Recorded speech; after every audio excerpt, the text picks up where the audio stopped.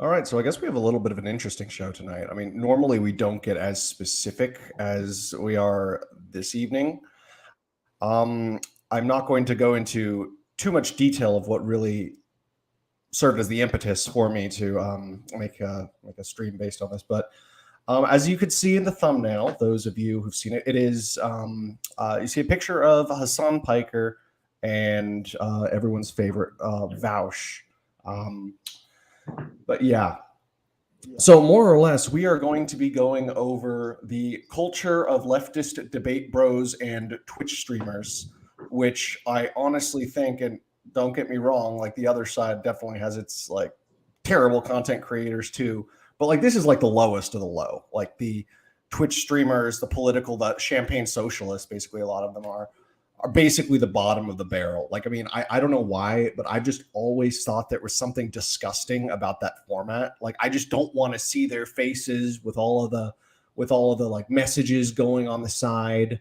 Like seeing, like I'm sorry for that little rant there, but how are you guys doing this evening? I'm doing all right. I mean, my only point of personal disagreement is I agree they're at the bottom of the barrel, but like I'd also throw people like I'd say like the best example I could think of is like Steven Crowder, like for a widely known example, like for me it's ironically, and this is as someone who did a lot of acting as a kid, I was like a theater nerd, but if I'm annoyed by people who are kind of doing the there's far more effort in like the performative nature of it than there is in like an actual message, which I think I mean Vosh is kind of just one of those actually pushes up the Well, yeah, I mean, glasses we'll get types, to but Vosh, but just to go off what with you were saying right especially there. with his son though, and in general with a lot of these types,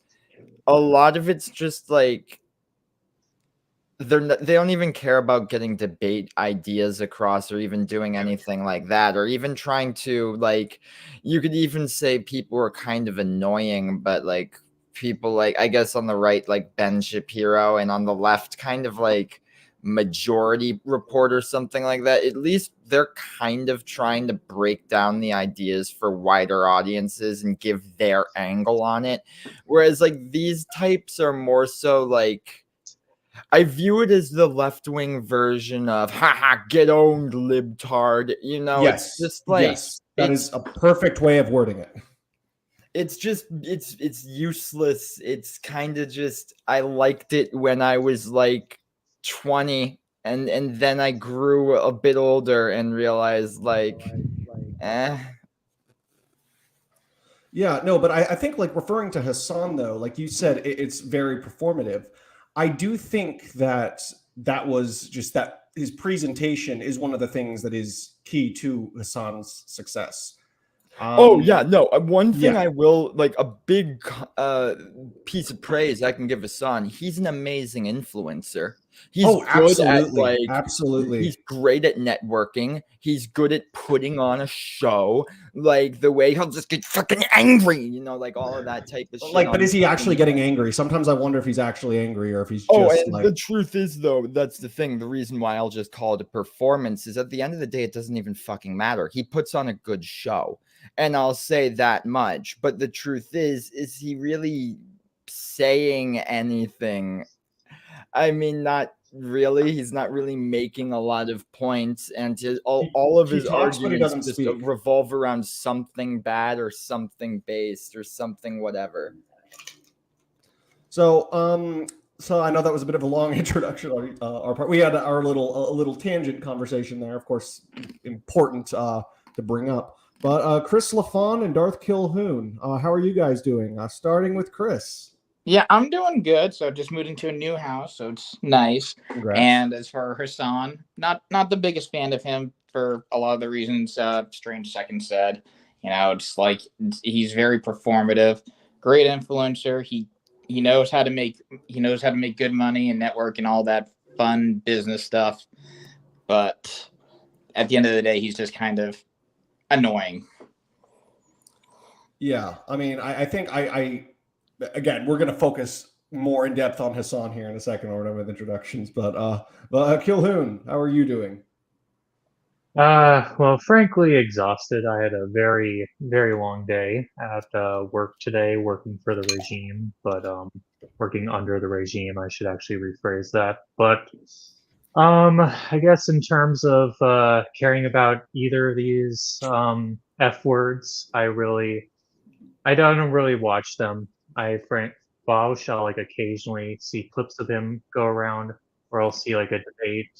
Um, but frankly, like the problem with like the idea of debate channels in general and like debating between two different ideological sides is most of the time they can't even agree on a common lingua franca to even use, or don't have common definitions.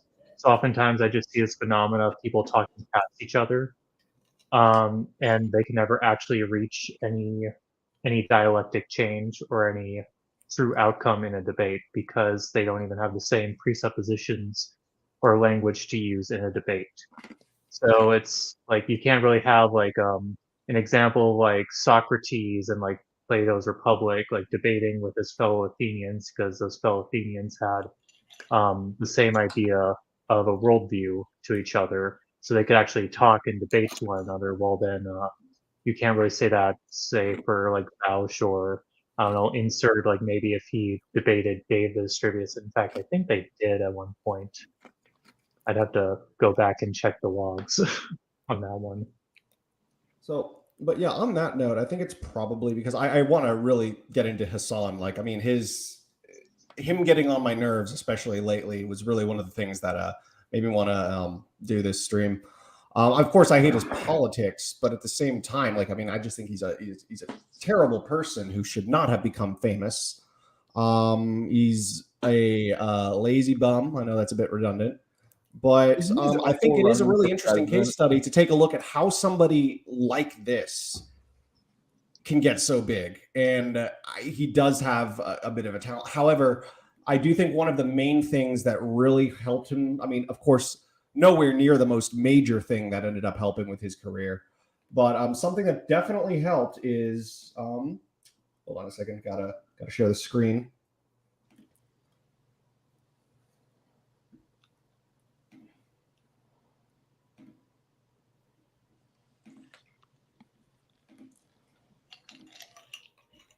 I don't know why where is it? Yep, there we go. Good old Schenk running for president, or maybe he is. I don't think he can even become president. I think he's just allowed to run. Yeah, I don't think there's any law saying he can't run, but he can't legally become the POTUS. Well, yeah, no, we're not gonna talk about that. We're not gonna be talking about that. We're not talking about that this evening. No, but one of the big things was Hassan Piker's Cenk Uygur's nephew. Cenk Uygur, of course, is I think he was one of the founders. Was he a founder? I forget. I'm pretty sure he was the founder of TYT. The network formerly known as the Young Turks. Famous. Wait, what are they called now? Or are they not called the Young Turks TYT? anymore? It's just TYT now because the Young Turks. Cenk literally used to be like a genocide denier, which was. Well, I know that. And that was back when he was a paleocon. He used to be a paleocon back in like the 90s. But either way, so of course Hassan is his nephew. Like he ended up getting his start from when he ended up joining the network. He was like a contributor. He didn't have a show or anything. But then he just ended up migrating to Twitch. And I remember like when I first saw him, like I'd heard of him before, but I just thought he was like, oh, he's that douchebag who goes on TYT sometimes trying to ride his uncle's coattails, if you could even say Cenk has coattails. But so he just starts showing up on Twitch one day, and I'm not much of a Twitch viewer as it is. Like, I mean, gaming streams aren't really my thing personally. But he just starts showing up, and he's always getting like in my feed. This was like what? Maybe when did he start? I know Strange Seconds. You used to be an avid viewer of his. Do you remember when he really started taking off and when he switched over to Twitch? I want to say between 2016 and 2018, but I don't know exactly when. Yeah, I think it's Okay. definitely 2017, 2018-ish, That, because that I sounds know. about right. That sounds about right. Like, and then he really started taking off. And the big reason for that, again, was, and I think it wasn't revolutionary. Probably is too strong of a word, but he managed to combine what two people like. Sort of vulgar discussions about politics and gaming. He synthesized those together. That became his content. He was very. I have to slightly disagree with that because what you just said is the Destiny format, which obviously Destiny was a big part of. We're going to get to getting big Destiny on later. Twitch. There's going to be a part of the stream on Destiny, but yeah, go ahead. Yeah, I mean, like that's definitely like, it's definitely similar to Destiny, and I think Destiny also was like the launch pad for him on Twitch because Chain got him all the connections so that he could go to live events. But I think Destiny is the one who actually got him viewers on Twitch, because I think before Destiny he didn't really have any viewers on Twitch. I mean, yeah, I mean that makes sense. Destiny ended up creating a lot of these horrible people like Vosh. Vosh. It was basically like I'm trying to think of the best example, but I don't know. It was like maybe like Frankenstein's monster, basically, like Destiny's Dr. Frankenstein, and then Frankenstein's.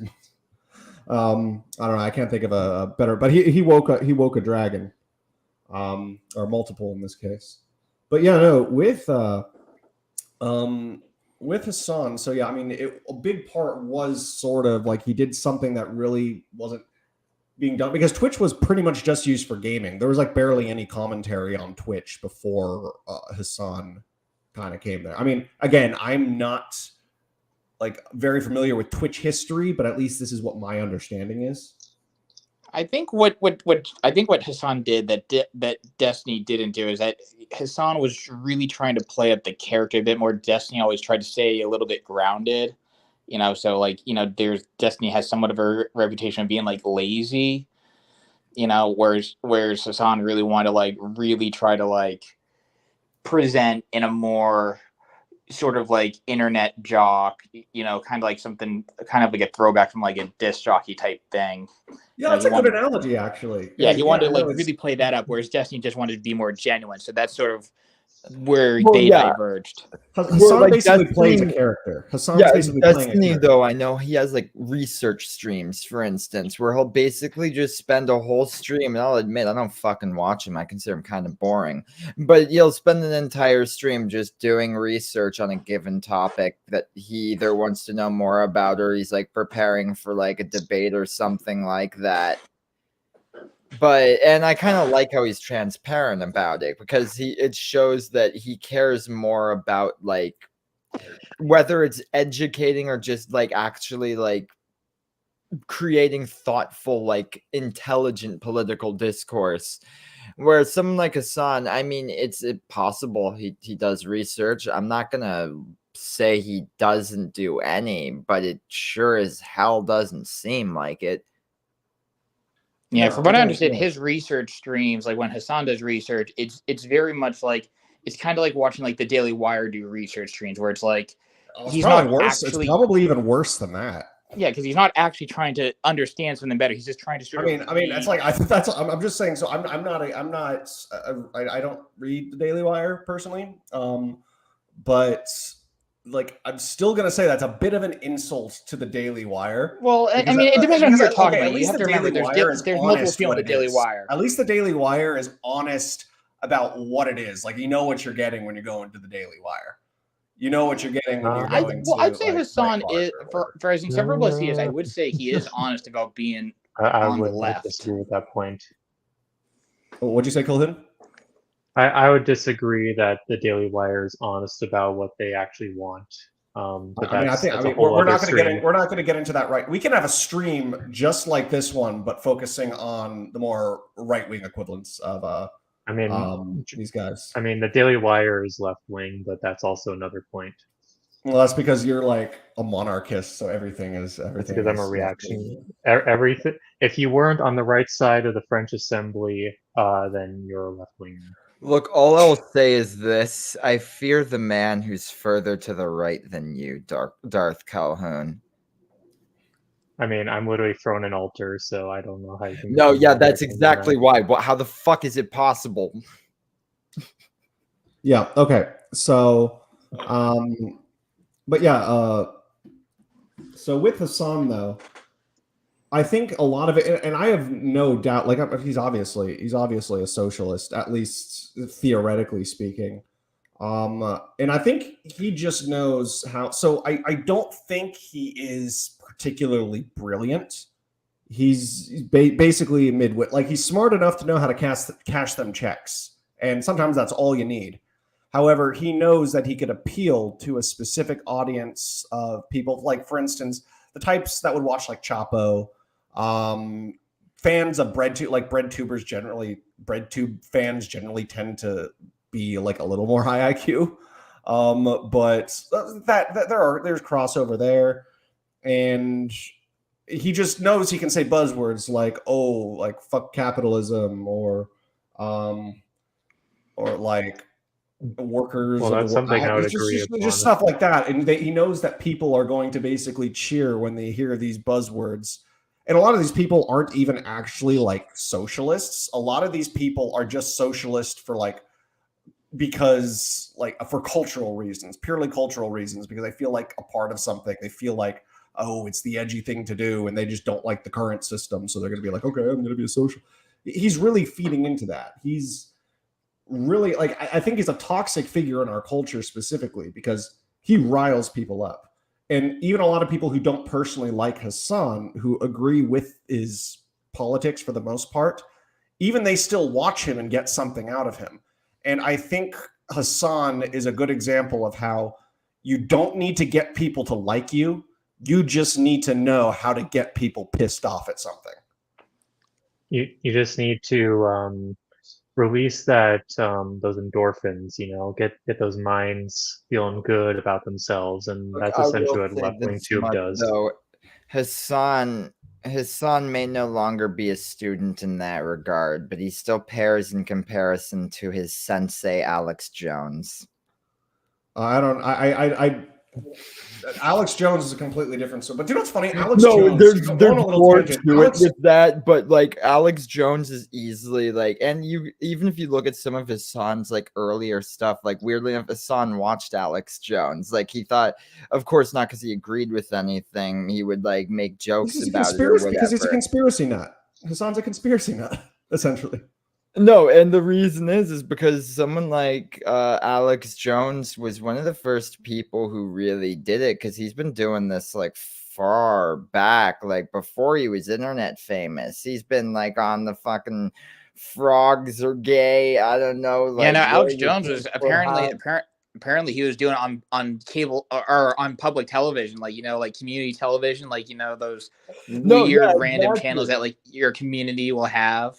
He was like doing like those public access shows. There's a small core of people who legitimately like Alex Jones, and they just think like he's Mr. Based, Dude, and I think Alex Jones is actually like Alex Jones is basically normie. Like, yeah, but he's I'm like saying normie that conspiracy as a parallel to Hassan, like Alex Jones has probably, that small core of people, the people who will buy his like Alpha Max or whatever shit he puts in a can that says turns you into a real man. But he essentially will just he'll have an even larger group of people who are still giving him like that ad revenue and that other stuff, who are probably just watching him because he's a character, he's ridiculous, or for like people who are more left leaning, because he pisses him off, and there's lefties looking for ways to crucify him on Twitter or something like that, And that's the thing with his son too, and that's one thing I'll admit he also does. If you look in his chats, if you've ever like read that chat that speeds by, there's a lot of right wingers there too. And at first I'd wonder, why are you there? But it's oftentimes people will watch stuff that pisses them off just so they can look for a moment where they slip up. And why My almost little conspiracy theory is Hassan will just randomly do those little like slip ups or cancel things that like on the right people go, oh my god, Hassan said this thing, because that just brings him even more popularity. Well, there's no such thing as bad press. What's That's his the most old saying. famous So quote? he said Hassan What has his said most something famous disgusting, quote like, is America. did you guys know? I'm gonna 9/11. pull up some Hassan Piker quotes right now. They are some very disgusting ones. I mean, okay, hold on.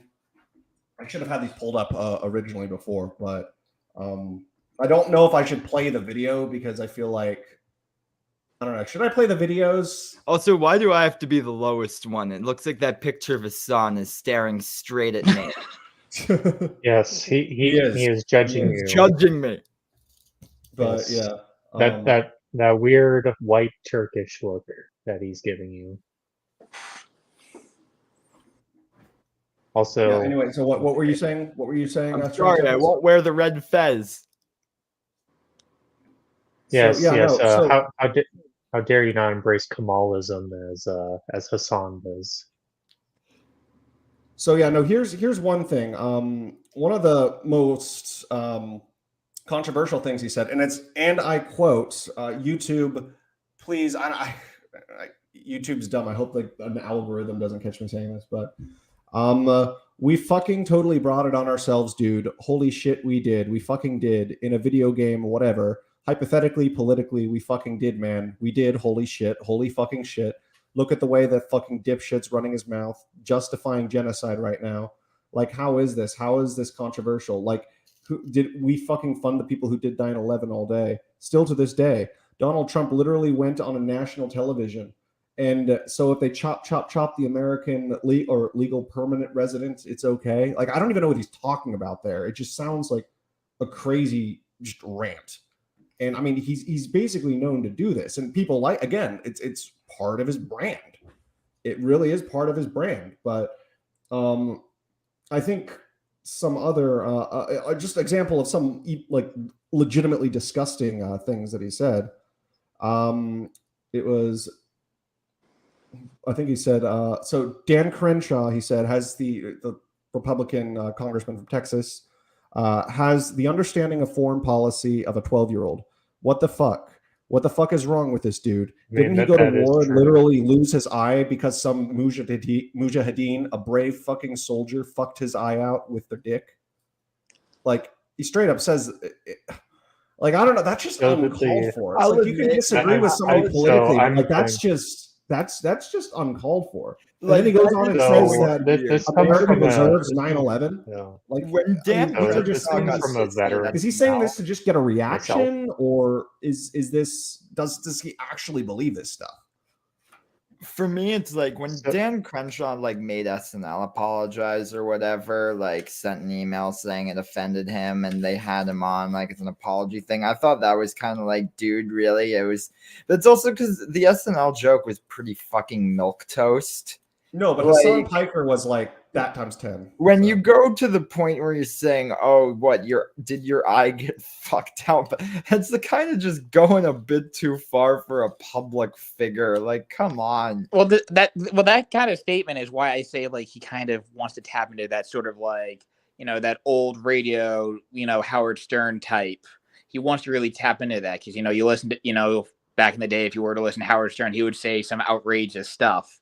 Obviously, he wouldn't say stuff like that, but he'd say stuff that had the same sort of spirit as that. Yeah, I mean, but still, like, I mean, he wouldn't make like even Howard Stern like had standard. Like, I never really listened to him. Like, basically, all of the people who would have listened to Howard Stern like 20 years ago, I basically think like Joe Rogan has basically replaced Howard Stern, especially for like the younger millennials and the Zoomers. Like, he's basically their Howard Stern now, but.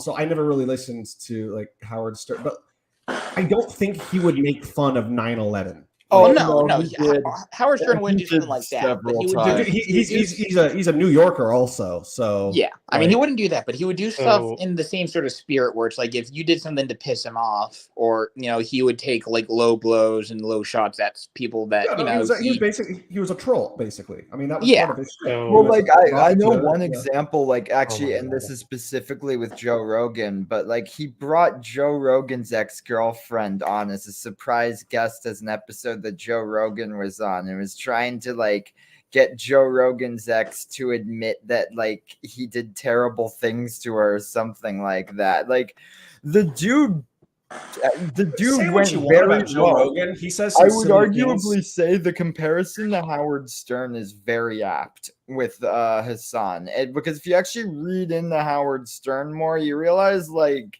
that dude, at the very least, what you can say is he fought dirty. So the What thing was is, really I funny think though that is like he had Hassan the. doesn't have the. I think Hey, Hassan do you just guys doesn't hear have me all right? the- Is my the mic okay? vocabulary. Yeah. Is my mic? Yes, Let's- but Okay. I've been trying to make this point this whole time is I think Hassan, I can kind of actually see a little bit where he's coming from. I don't think he has the vocabulary nor the temperance to properly express it. Like, if you're going to talk about like the metaphysical aspect of 9/11, like you could see as like these like brave warriors that actually did believe like in what they were doing, taking down ultimately like a soulless symbol of materialist decadence in the Twin Towers. Like, yes, I'm not throwing away the loss of life. I'm not throwing away the atrocity, but I'm just saying on a metaphysical level, I can kind of see what he's talking to, but I don't even know if he's even But saying he is that. He is a materialist. But yeah, yes, Well, yeah, like, that's the thing is- I mean, you probably can't. why I By don't think he's saying definition, you that. can't get more materialist than socialism. Like, Well, Well, yes, I know, I which that's why I disagree with think that. he's just. unless if you're maybe like Gramsci or something, which, but other than that, like it's. I'm just getting into the weeds there, though. Like, I mean, that's not really relevant to. Yeah, I You mean, could go full he's technical socialist for the that. aesthetic, obviously. Like, because the thing is like, there's a popular thing where it's like, okay, well, you're in a capitalist system, so you can't live a true socialist lifestyle, but like, you should at least make some attempt to live by your values. Hassan makes zero attempt to live by his values. $250 million. No, not 250. Was it? No, it wasn't 200. It was a $2.5 million Porsche Taycan. Yeah, I think. $2.5 million mansion in like. No, Malibu here's or the other something. thing that I will Something- say: the house. Well, hold on. He got the $2.5 million mansion. He got like the most expensive Porsche that like you could buy. Well, at the time, because they had stopped making the 918. They'd stopped making the 918, so the Taycan was now the most expensive. Okay, well, I'm not a car guy, so I don't really know. I don't know the deep lore. Yeah, and the thing with the Taycan is that it's an EV, so there's more sensible. If he wanted to get an EV to be environmentally friendly, he could have gone a more sensible one like a Nissan Leaf or something. Oh, the first thing that pissed me off about him, actually, and this is the main thing, is I especially have a thing with leftists who don't give a fuck about the environment, and he's one of them, where he's just like, I don't give a fuck about it. It's like, I just want this. It's like, bro, hey, Well, he'll care about it. Historically, He'll left-wing care about it when movements he have can actually use it done to worse for the dunk on environment. righties, but he won't actually do anything to try to do just a little bit. He because the actual solution is a collective solution. He thinks that, well, because it's a collective solution, I don't have to do anything. But even though it's a collective solution, you should still try to do your part. Honestly, okay, so what I'm going to say, though, is I don't actually think that that's very inconsistent with his beliefs. He's basically, I don't know if he would call himself a does he consider himself a communist? Yes, he does. That's the thing, is he'll call himself a communist. So the thing is about communism, though, communism was never an environmentalist ideology. It was just about, it was still very pro-industrialization, works project. Like, take a look at this weird, like the weird MAGA communist thing going on right now. Like, their whole thing, like in a lot of ways, modern MAGA communists, that weird Jackson Hinkle movement, has more in common with traditional Marxists. Well, yeah, I mean, I agree that like traditional communism didn't really care about the environment, but that's and these are the people who are just like openly MAGA communists, are literally open, just like fuck the environment, let's industrialize the world, and it's like at least it's consistent with old school. I don't with agree, me but though, that's why I said it's a personal note with me, because it's just an issue that I personally care a lot about. But at the same time, the house isn't even what really got it with me, because look, I've gone on Zillow and looked at the price of living in LA. Like if you're gonna live in LA, getting a house is gonna cost you $1 million most likely. it's like almost to the same level as someplace like Connecticut or Northern Virginia. Like, it's more, especially where in LA he's living, it's far more expensive. Oh yeah, no, but that's a disparity. But Those are like only because- little pockets where they build like McMansions essentially. Yeah, So, but that doesn't like represent like LA. even overall, like entirety. the cheapest house you're gonna get in LA, and this is literally like a shack in the shitty part of it, will still be like 250K. Yeah. And the thing is, like, so that's why with the house, Rent it's is like, cheap, okay, though. I Rent get is it. cheap. You want to get a house, that's fine, whatever. What got me was the car, because the thing is if you really want to look at just like, because the truth is, he's a streamer. It's not even like he's gonna be driving a lot, so it's not like he's getting something he's really going to enjoy.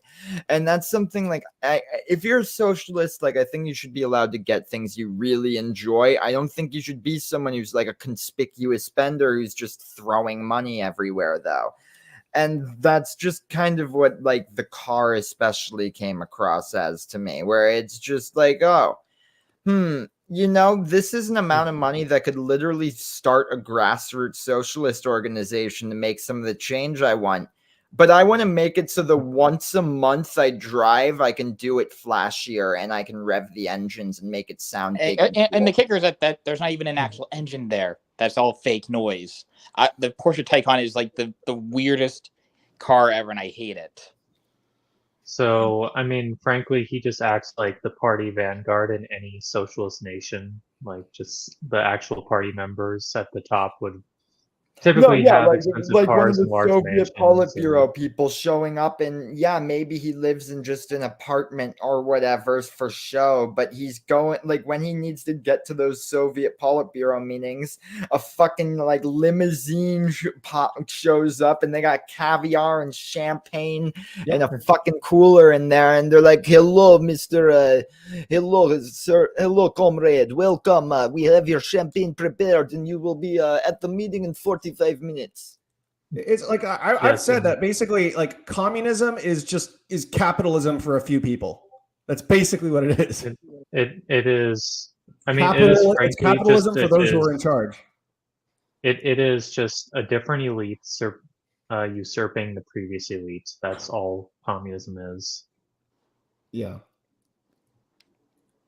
But back to Hassan, like, why the reason he gossip up? Like, I mean, I have a couple articles pulled up right now that have theories as to why that is. I mean, so this one article that I am taking a look at, hold on, I will put it up on the screen. But it's making an interesting claim. I would disagree with the particular characterization that they are making here. Hold on, do you guys see it? Okay, that is the wrong one. Wait, no, that is the correct one. No, but so it's saying that one of the big reasons he became popular is the appeal, or is because he was engaging in live interaction with his audience. But like, I thought that was generally a Twitch thing in general, and I think that the interaction that was really started more by Destiny, not so much Hassan. Like, yeah, I think the only reason why Hassan gets any credit for stuff that Destiny started is only because, like, Hassan just was able to use his persona to grow more, because he saw that there's more value in not being genuine than there is in being genuine. Yeah, I mean, he's like Twitch's most like profitable streamer at this point.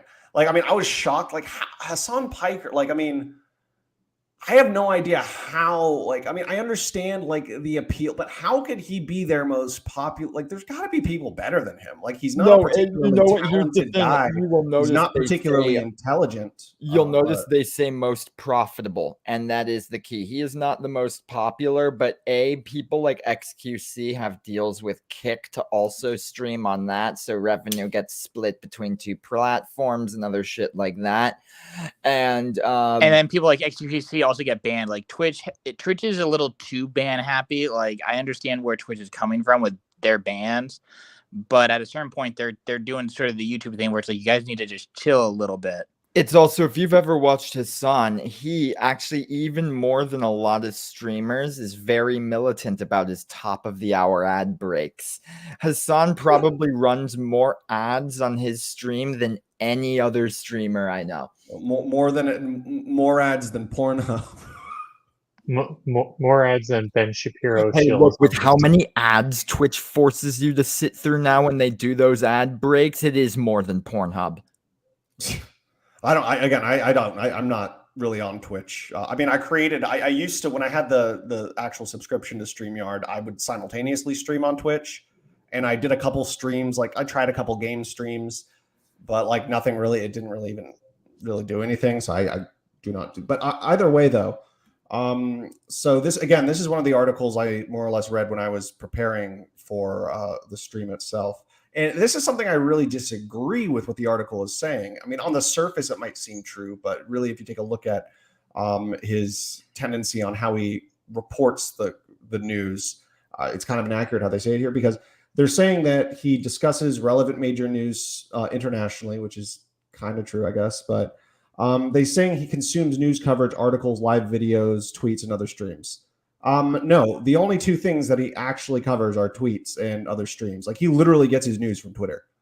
But the thing is, I feel like that is also one of his appeal, because like, you know, the regular person isn't such a, like, most people don't want to take the time to go read like an article online. They just want to, everyone has such a short attention span. They'll just want to see like a tweet. And it really does appeal to like the lowest common denominator, like Twitter does anyway. But it's like, because anybody can say anything on Twitter, and if it's somebody who's like perpetuating a narrative that Hassan and his audience largely agree with, he's going to report on that and be like, oh yeah, that's news, and he doesn't even verify anything. Yet again, his audience don't care, number one, because I don't want to call them stupid because I don't know all of them, but they're either not particularly intelligent or informed, or they just don't care and they just want their opinions to be validated. And I actually think that's one of the big reasons why Hassan is popular, because they have somebody who they feel like is fighting for them, and he's validating basically all of their preconceived notions. And they say, oh, look at Hassan, look how much money he has, look how influential he is. So therefore, him saying these things, making these claims, it matters in the long run. Like he's our guy, basically. And it's like, really, at the end of the day, like Hassan's making money and is making, I guess, like kind of an impact. Like he's an okay businessman. He has a good brand objectively. But other than that, like, he's really not that special, and he's not really making a huge political impact. Well, yeah, I'd say, like, if you want someone like, I know it's a YouTuber would arguably say is a lot smaller, but is a good direct comparison in a way, like Second Thought. Where like Second the guy is that doesn't he have a car channel also? Yeah, that's what I was gonna get on. It's essentially like he like makes a bunch of videos about all of these problems with American culture or whatever, and then he's like, also though, check it out, I'm gonna test drive all these fucking supercars and all this stuff that's literally just the symbol of fucking opulence. Like, this is like, that's the thing. Like, driving around in a fucking supercar, not even like driving anywhere, but just driving around, getting a bunch of cinematic shots of it and stuff, is the modern day equivalent of the Roman emperor, like on his recliner, like having a servant feed grapes directly into his mouth. It's You probably know? worse than that. Like, that's the thing. It's at least like image wise, you know, because that's just someone just being like, hey, look at how much money I have, or like could, or like something like that, or like blah blah blah. It's just more just consumerist. It's consumerist worship in a lot of ways, is like how you could look at it. And it's very, I'll just say it's very rich in a key, what is it, dialectical nutrient called irony. I mean, frankly, it is the Trotskyist ideal of socialism. Oh yes, I'm just going to sit here and write papers and tell people what to believe. Well, then Read I'm going theory, to live the guys. most hedonistic lifestyle possible. Yeah, I mean that's not a bad one. I mean, of course, I don't even know. Do you even think that Hassan doesn't seem particularly well read? Like, he's not Vaush. Like, Vaush is actually intelligent, and we'll get to Vaush here in a second. No, yeah, like that is an important distinction between them too. In my opinion, He's Hassan's well read just loud. in his particular field, but beyond that, he's pretty retarded. I mean, yeah, and so I mean, I think that's probably the least of his. Again, we'll get to Vaush in a second. I want to wrap up with Hassan right here. But hold on. Where is? Yeah, no. So this is. Oh wait. Yeah. So that is. Where the hell is that tab? There we go. Sorry about that. But yeah, no. So they're talking about him doing the. If you guys remember the railroad strikes, and he's talking again. He basically used the whole railroad the railroad strikes. Like, he doesn't really. That was part of a much larger context, and in the end, the railroad strikes like they were dumb in the end, and like the Supreme Court thing was shot down almost unanimously, because that did lead to a Supreme Court case about 6 months ago. Like, for instance, of course, it involved unions, and like you have a lot of people like on the far left who, like, no matter what the context is, it's like you're going to be always pro labor, no matter what. Like, they don't take it on a case by case basis. Like, I don't even know. Would it be appropriate to even call Hassan an ideologue? Because he definitely says hardcore ideologue things, but I just don't know how much he actually cares. Being an ideologue also at least requires one original thought. That's fair. I haven't seen him really propose an individual thought. Really? No, because he likes to bitch about problems but never actually mention solutions. He'll just throw his hands up at the end of the day and just say, "We're fucked. America's fucked." And Yeah, it's like, I think that he's an ideologue in a populist way, where it's like he's just going to use populist rhetoric to say like, "Hey, this is bad. We're all effed," but he's not actually going to do anything to like give solutions. He might like. He's like the kind of guy who'd like just cash the checks, take the money, and run. Once like it's like Trump said a lot of stuff about how America bad or whatever, but he ended the speech with, "And we'll make America great again." You know, and that's the thing. Hassan doesn't have that ending cap. Yeah. I do want to say, actually, we need to talk about one of his most famous streams real quick. Do you guys remember? So I have October a good meme to 2020, go I with forgot about this. Among Us with AOC and Ilhan Omar. Like, it was kind of cringe, but like that got so many views, and it was a very, I don't know, that was a very well planned out like gimmick. So, I actually have a good meme to go with a lot of these online socialists. If you share my screen. Okay. Good old comic from Stone Toss. I support the working class. It sure looks good. I've seen this one. Yeah. This is kind of accurate. And it goes back to the whole champagne socialist thing. And I think Hassan basically They have no actual love for the real working class in the United States. That's like just a common honestly, like trope. what really scares them would be like populists or left wing economics mixed with like conservative cultural values. Like that is, and I'm just saying Well, this from an Vaush kind of objective realizes analytical that's coming. perspective. That's not like the political I persuasion I mean, side with. Vaush But already like acknowledges that already. Like he had well, I'm just saying, had this like stream that's where he not talked the. about the Nazgul vortex. Well, yeah, I'm Like, not saying that I don't. That's not my political persuasion, but that would be a very unstoppable or not unstoppable, but that would be a very powerful force if sort of that fusion yeah, ended up coming to being. No, no, I mean, not really. I right mean, look wing at the American social, Solidarity Party. no, They right kind of wing don't socialism would be pretty go anywhere. popular. No, the issue with Actual right-wing right-wing socialism populism. is nobody wants that. And here's the thing, it's like Um, the reason why like a lot of leftist social values get pushed is because they're popular and they make money. The reason why a lot well, of they're right-wing popular with economic views are capitalists. pushed is because you can make more money if you aren't taxed as much, and that's all those companies care about in that much time at least. The issue Well, capitalism who isn't both right wing; it's won't a give you like materialistic tax benefits and economic won't give you system. like the money that comes from like being supporting popular social causes. The Oh yeah, no, it's like would never make like it. woke capital. It's funny because like the corporations wouldn't do this like 20 years ago.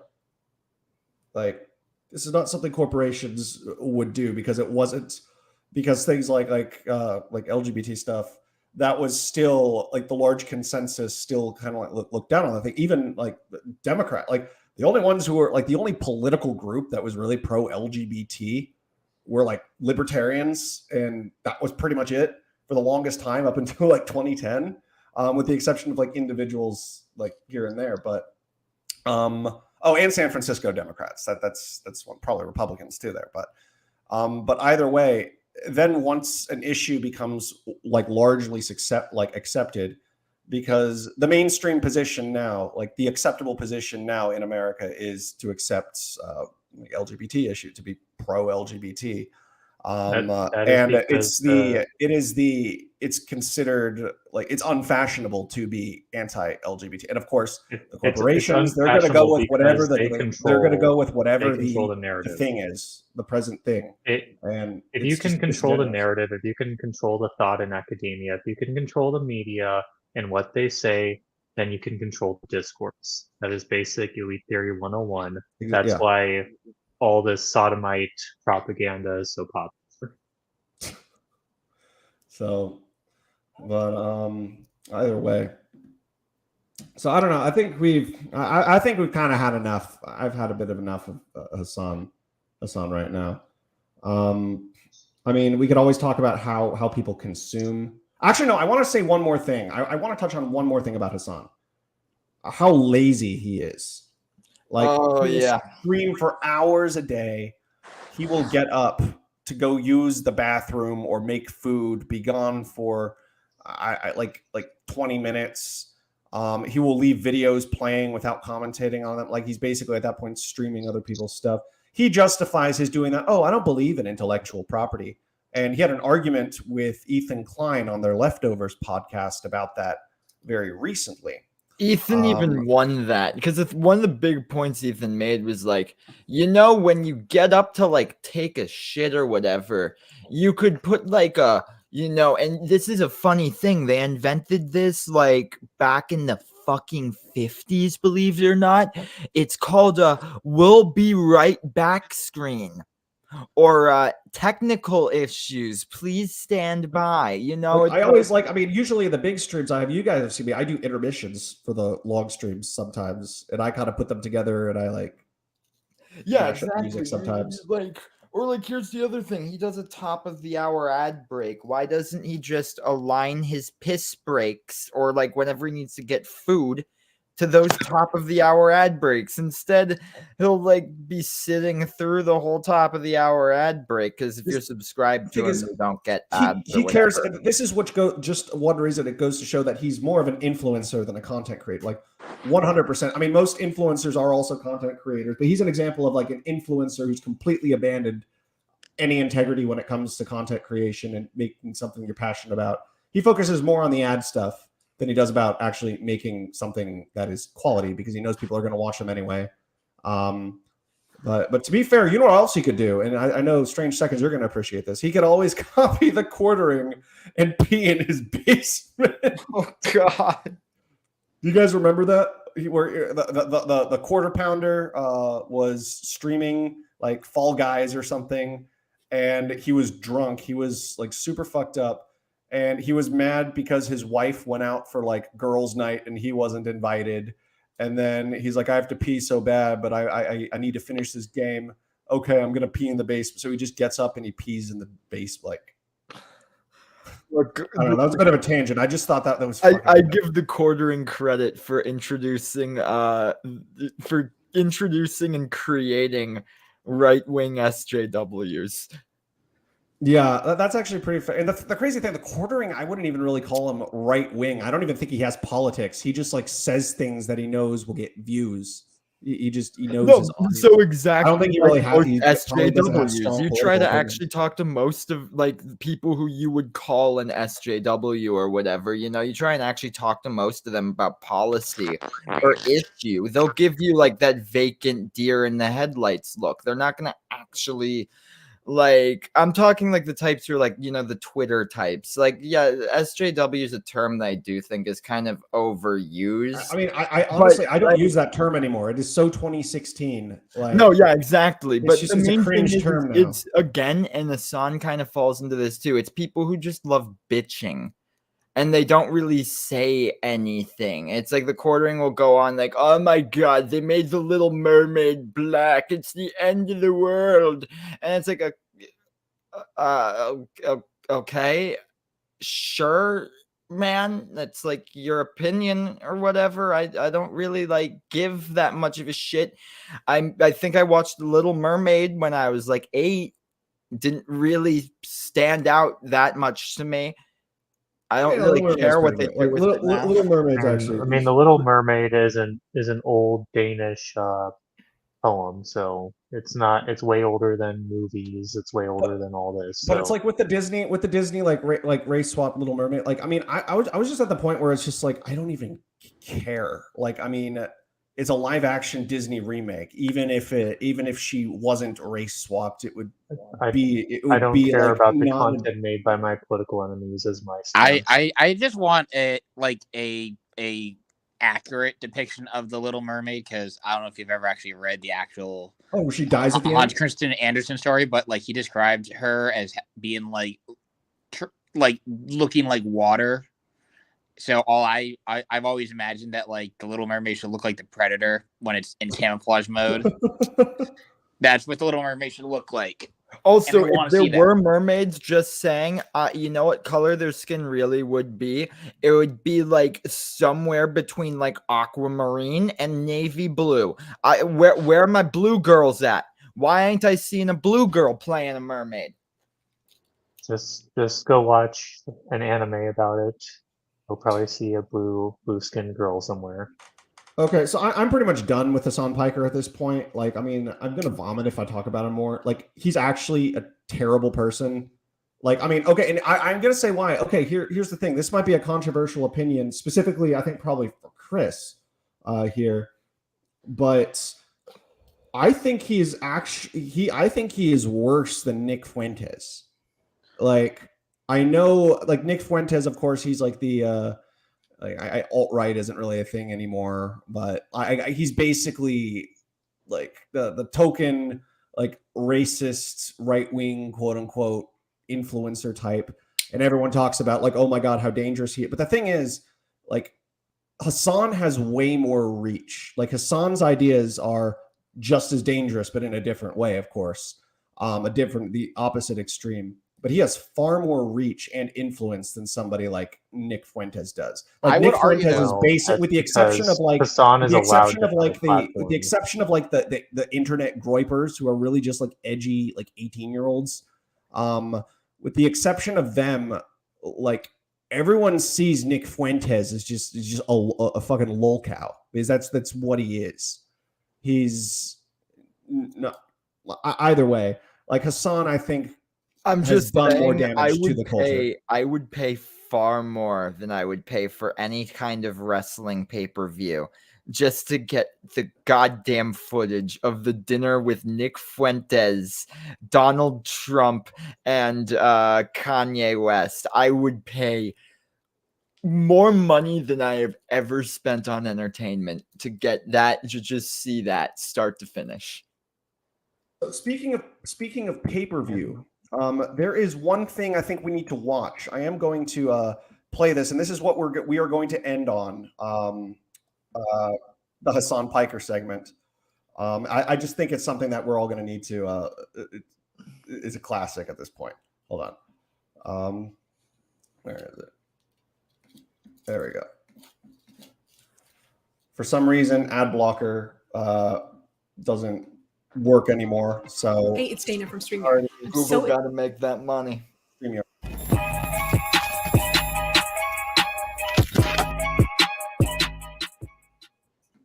This is Jonathan Agger, fifth Pro Boxing Fans, joined by Sam Hyde. Sam, you're fighting I Am Thompson this Saturday. How are you feeling? I can barely understand a fucking thing you say. What the fuck? Jonathan Iron Man You guys Pitt see it? is your name? You guys see it, right? Yeah, I see it. Okay. We'll go with that. We'll go with that. Right, Sam, describe yourself in 3 words for me. Lad, you're going to have to enunciate yourself there. You sound absolutely, well, 3 words. Irish, sweet, and deadly. What can we expect from you on Saturday against I Am Thompson? Oh, on Saturday you're going to see quite a show.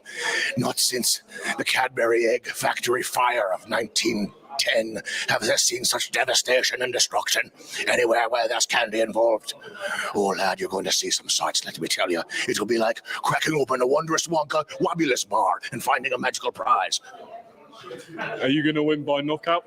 I think so, lad. I don't see a way around it. Unfortunately, I'll try to punch him as softly as I can. I'll try to make me fist into pillows of marshmallowy goo, but I don't think it's going to help because these cookie-encrusted crabulators, they're quite heavy. Last one. If you win this fight, who do you want next? Jake Paul? Oh, if I win this fight, I'll be jumping for joy. I'll be doing backflips. I'll be doing cartwheels. I'll be doing roundabout whoopsie-doos. I'll be getting on the carousel down by the lane. I'll be going up and down the streets in my birthday suit, surrounded by Irish flags, because I'll be fighting Hassan Piker next. That's Hassan Piker, the lad over there in Los Angeles. That man who's on the streaming playing video games. He's got Grimes with him, my girlfriend Grimes. Just kidding, I wouldn't do it. She's not that hot. But Hassan Piker, I'm coming for you, lad, and you can't avoid it. You will face me in the ring to the death, or in the streets of LA, where I'll be stalking you and obsessed with you, looking through your window. I have your IP address. Sam, appreciate it. Yes. Was that the whole thing? I thought he said I'm coming to your house and kill. I thought there was another one. Was there another one? Was there another one besides that? I have no idea. But yeah, no, I remember like that triggered Hassan back when that happened, so that was of course Sam Hyde. I don't know much about Sam Hyde. All I know is he's like apparently he's funny or something. But like he basically like said, I'm going to go to your house and I'm going to kill you, Hassan, like trolling him. Hassan actually got mad and basically bought into the troll. Like, I mean, it was fun. Do you guys not remember that? No, I stopped following Sam Hyde a long time ago. So I never even followed him. All I know is but yeah, no. So let's move on to the next guy, and I think this next guy's definitely more bearable than Hassan, to the point where he's even somewhat likable. I think you probably know who we're going for here now. Hold on. So yeah, wait, I'm sorry. What were you saying, Chris? Oh yeah, no, I stopped following Sam Hyde a long time ago, basically. So So do you have any final thoughts on? Do you want to give your final thoughts on Hassan? Just I mean, just whatever. my only I mean, final thought on Hassan is that, like, I will say that I still think Fuentes is worse, because the difference between Fuentes and Hassan is really just trying to entertain. So he doesn't actually, anytime he says like vile stuff, it doesn't have any action behind it. Fuentes, as much as I hate him, actually tries to put in the work to make his ideology a thing. I mean, he fails at it, but he tries, and that's which the difference. is why I think he's basically a lolcow. Speaking of, I don't want to talk about Fuentes though. He's just Well, I know. not I'm an just saying that's the only interesting difference, is that person. he gets that amount. I don't want to give him respect, but he at least does stuff off stream. So like he'll go try to do IRL stuff. Hassan can't be caught dead doing stuff like that. He's once the camera's off, Hassan goes and does his thing.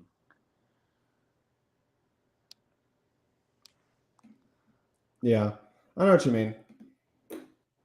But yeah, no. So next we're moving on to Destiny, who's basically, so I know he's not really, he's kind of lumped in with the sort of left debate bro types, but like unlike most of them, he's really not. I mean, he's definitely not right wing, and he's definitely left of center, but he doesn't really fit into the whole leftist parrot. Like he's not a Hassan, he's not a Vosh, but at the same time, I think it's important that we discuss him because he more or less created this particular streaming subculture. Yeah, what's really complicated about Destiny is that, like, is he'll flip flop back and forth between, like, being like similar to Hassan and Vosh. He doesn't do it as much anymore, but back in the day he would do more edgy stuff, and then he would like flip flop and then do something like his research streams. So he would always give you like whiplash. One day he'd be like super calm and chill, like, trying to have some like really intelligent talk. And then the next he would just be like, he'd be dunking on like Andy Warski or something like that. So that's what's really confusing, is that like, that's how Vosh and like Hassan were created, is that like he would do some of his most popular streams were him like debating JonTron and stuff like that, versus like other streams where he would talk to like, intellectuals and stuff like that. Like I think here, I don't think Destiny I don't think is a bad actor. I think he actually believes what he says.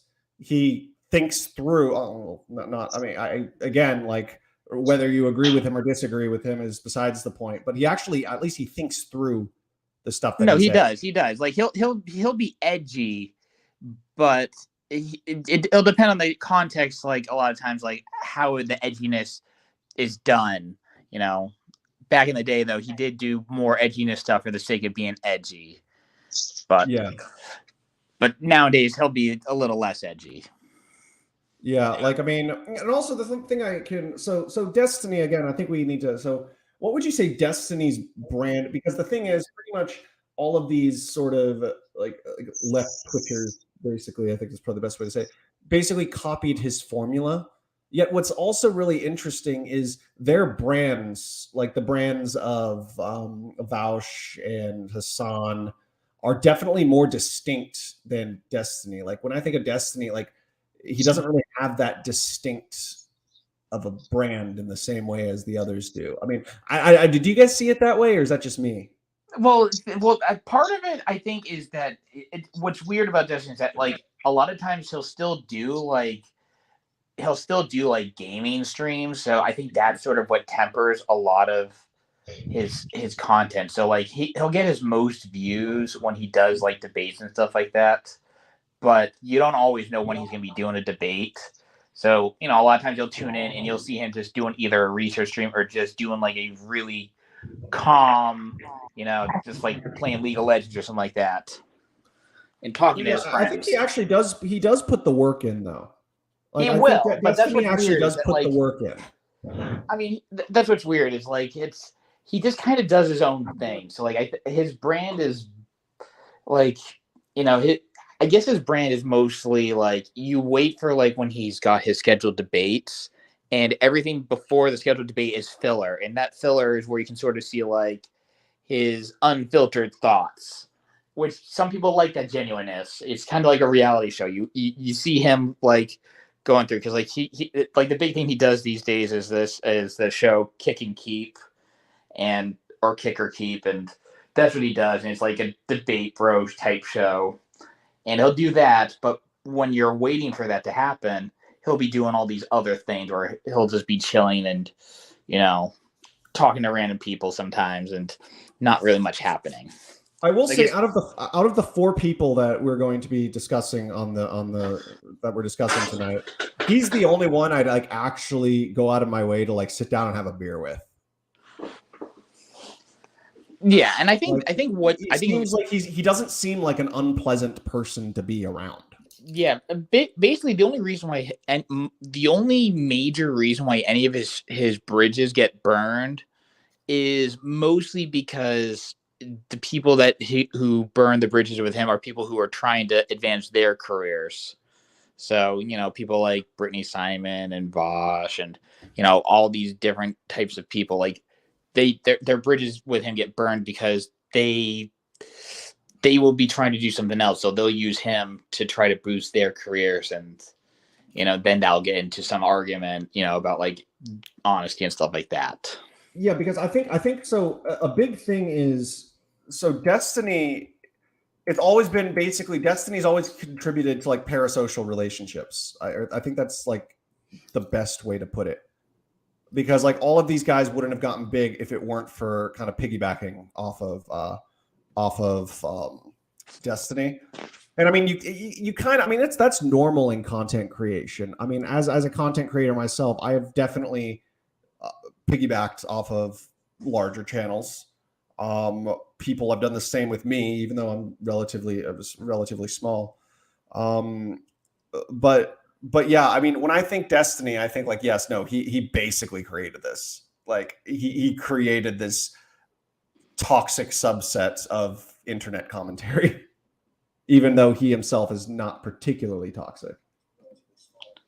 Yeah, I mean that's the most he is edgy, and that's some people perceive his edginess as toxic, but what are you gonna do? I mean, yeah, I mean he's definitely said like offensive things before, but then again, like that's the internet.com for you.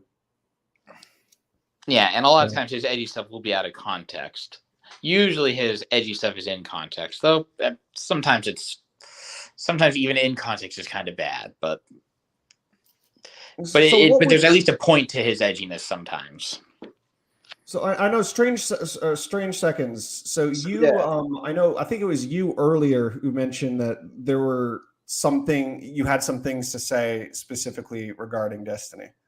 I think not as much Destiny, really. It's more, I think what I was saying earlier is it's more that I can respect Destiny because, and part of it is just transparency, but he shows the process behind how he develops ideas a lot.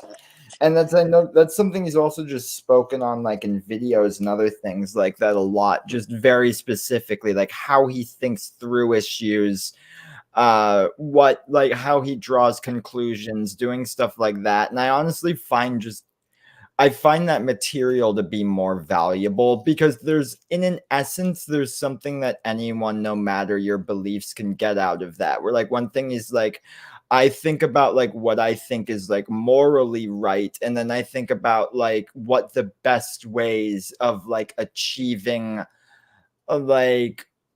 I think whether like the best ways to achieve certain goals, if they're good, whether it's worth it or not, it's complex and I'm brushing over it very quickly, but that's something that like, no matter your beliefs, like knowing that process and going through it yourself is just arguably a good thing. Okay. What do you think, Kilhoon? Frankly, I don't have a opinion on Destiny. I wasn't really well, I never paid attention to left tube, period. And I never went through a left wing phase, so I'm also, I think Destiny was probably before my epoch into the internet. Okay, yeah, I know he definitely used to be more left wing, but then he just kind of saw, like he was. I mean, okay, so I know he used to be a conservative when he was like in his teens, and then he became like more liberal. I think he said like college or something, and then he was like more on the hard left at one point. But a lot of the culture war stuff really kind of started getting to him, and like he became really critical of a lot of the more extremist elements, which were becoming very vocal around like during like the later Trump years. What I'd Um, say is, I don't think he was ever further to the left. It's just he was to the left before, during a time when just the left wasn't really talked about in popular discourse. It was really like a lot of it was like when Destiny really first started, because Destiny's also fucking old. Like, put he it looks this good for way, his age. He's like he got 34. he got r/Destiny before the fucking video game Destiny came out. As in, they need to name, like, for the video game, it's r/Destiny the game, because the first r/Destiny is for Destiny. That's the thing, where it's like he came about during a period where just talking about left politics online meant people thought you were a crazy leftist. This was before AOC was even a thing. People hadn't even heard the word socialist outside the context of the Soviets for years by that point. Oh, and a lot of the Republicans talk like the BoomerCon types talking about Obama. Yeah, no, exactly. Like, Remember, you, they were where like, you would "Oh, hear about it Obama's is like socialist." them going, "We can't let socialist Obama come in and do." It's like, and Just Dude, two Obama would have left-wing probably been factions like fighting a over Republican in the the 70s. discourse. Obama would have been like a Republican in the 70s, probably. I mean, Um, to me, all American politics is left-wing, and there is no such thing as a right-wing party or a right-wing discourse in America. Oh, yeah, we know your take.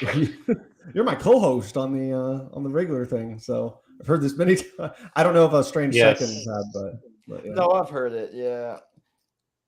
Hey, just But- saying. If you're But willing so to- like that, just my saying, my dis I'll my support your discord system if is you're willing like to crown you don't need to making. be socialism isn't the only aspect of the left wing. Also, capitalism is an aspect of the left wing. In fact, you could kind of say it's the original left wing position is to be a capitalist basically and to is. be a liberal.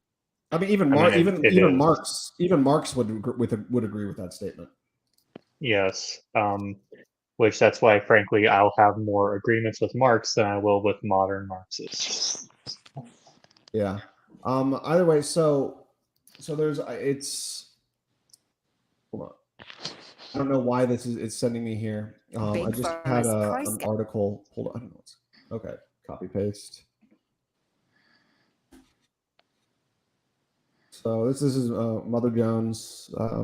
It's definitely like they're of course reducing Gamergate to a right-wing reactionary harassment campaign when it's really much more complicated than that. Honestly, I will say fuck Gamergate. Like that entire situation, both sides were like really stupid in the end. It just became Well, because the problem is it originally started at the reason Gamergate's stupid, in my opinion, and I will keep this brief because it's off topic, but it's because the accusation that was made can be like is a legitimate like journalistic concern. It was also completely false. Like nothing actually I came think of it. Like the thing is, didn't fuck them for a good review. Like that never actually happened, and so it really made like all sides look bad at the end of the day. Like, yeah, no, it did. It was but I think also the thing, yes. So theoretically the concerns were valid, but then the thing is, so it was only a very vocal minority of Gamergate that were like these extreme misogynists who had legitimately started harassing people. The thing is, the media saw that and saw it as a representation of everybody who was on that side. because of course it's always the loudest minority in a group that ends up defining that group. And then when they were being called like sexist and misogynist, that pissed the regular people off who legitimately did care about like the game journalism. And that's really it was basically like an accidental fire, like an accidental shot that set off the culture war because the media wouldn't do their homework. But Well, to no, be so fair, it was also part of it was that like in the original cases, everyone didn't do their homework because the whole thing was someone said, "Hey, wait a minute." This one woman it was the woman who developed a game called Depression Quest or whatever. Zoe Quinn. Yeah, and they're like, wait, is she attractive, and the man who wrote this apparently knows her, so it's clear she fucked him for a Dude, review. every day And of my it's like- life is Depression Quest. Like every day of my life is Depression Quest. I don't know why anybody would need to put like why I don't need to play Depression Oh, Quest. I let's just wake up in the morning. Either way, so I have this article pulled up, and so it's referring to it mentioned a quote. He says, "So gamer bro politics are influencing internet conversations." That's referring to him. But would you guys say that he was really the one who pioneered sort of the gamer bro and by extension the debate bro stuff too? Like, who was there before him? He was a pioneer, but the thing is I feel like a lot of this developed independently too.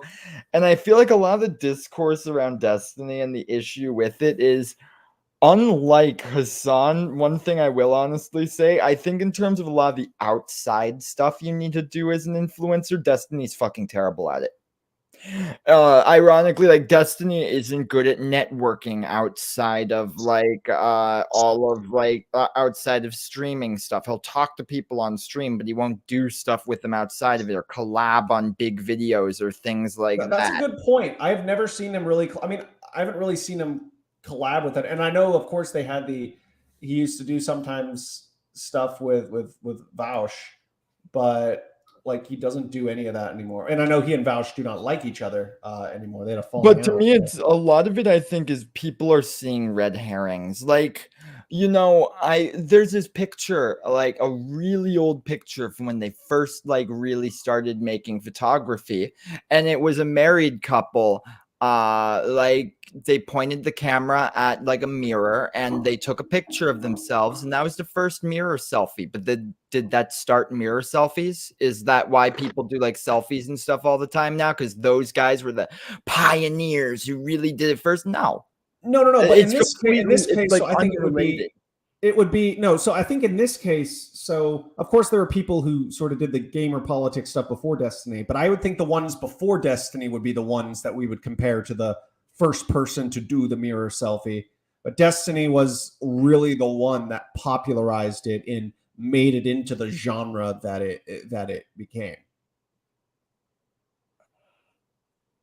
It depends on what you mean. I mean, if you're talking about like, you could say that a bit for like politics on like for streaming, I guess. He's the first one who kind of really started like doing politics on live streams like that.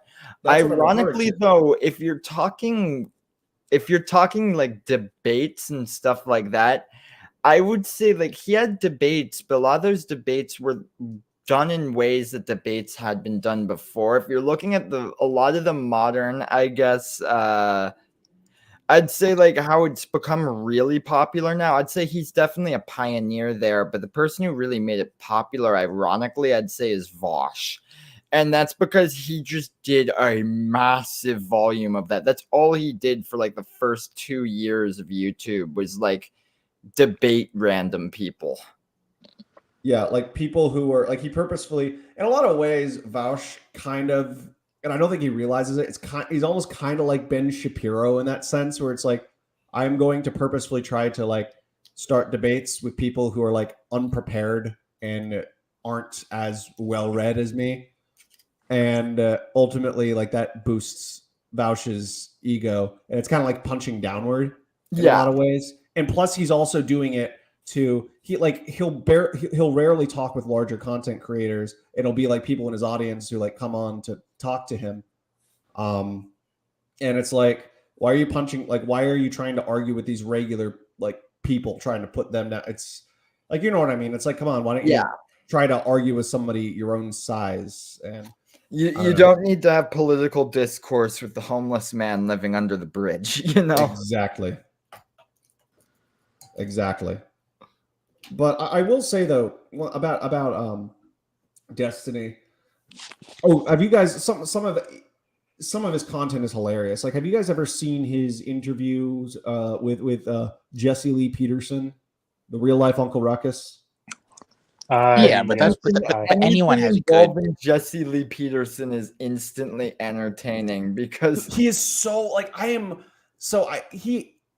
think he has brain damage. Like he seriously does have brain damage. But like at the time, I wonder, what if he's just a really good troll, like a character? I mean, it's to the point where like Jesse Lee Peterson is so insane. Reality? Jesse Lee Peterson is so insane to the point where it's kind of lovable. Like it's kind of he's kind of endearing in that way, especially when he's on with that, because it's clear that even though like he and Destiny are back and forth and do little quips and like kind of passively insult each other, you could tell that they actually like each other. You know the truth is, it's also though he's Kanye West without the ego. That's the big thing, especially because he's fucking crazy. But it's also like deep down, I do feel there is a small part of him that knows he's crazy, but he's just embraced it. You know, like one of those types who's just like, yeah, I'm fucking crazy. Okay, who cares? Let's move on. Next point. You know, like whereas someone like Kanye West still takes themselves too seriously. And he's not a very self-aware person, Kanye West. Well, it's like the thing that really got me was like the whole story about West with like he went to like this Jewish a Jewish German representative from like Adidas, like an executive, and he's like, I want you to practice unconditional love. So every morning I want you to wake up and kiss a photo of Hitler. I'm like, wait, did he actually say that? Yes. That is, oh my god, that is hilarious in a fucked up way. But like, no, yeah, don't get me wrong. There's definitely dark comedy to be had there. But it's so entertaining. Like, I mean, real life is funnier than comedy at this point. But I will say though, but back to Destiny, reality is stranger than fiction. Pardon?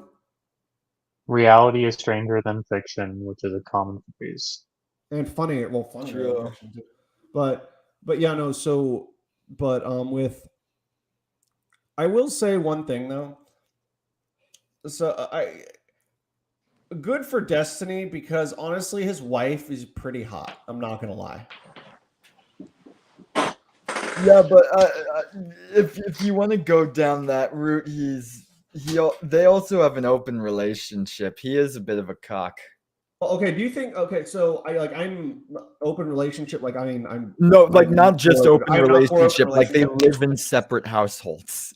No, well, I mean, isn't that because she still lives in Sweden and he lives in? That could be part of it. Yeah, I don't. Yeah, there's some complicated tax thing with like it has the to do with Swedish tax code, so she's temporarily living in Sweden. But I still think they have.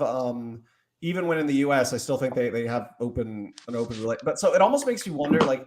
I know this is a bit of a tangent. How do open relationships even begin? Like, I feel like half the time, at least, one of them pressures the other one into doing it, or like basically gives an ultimatum. Look, my personal problem with open relationships is that it can work, but if you want it to work, it needs to be something that you just kind of do from the beginning. In my opinion, well, that's what I think they did. You sit down for that first date, and both of you are on the same page of, yeah, no, we like each other, but we also want to fuck other people, and we're both okay with the other person doing that. And they're also both bisexual, I think.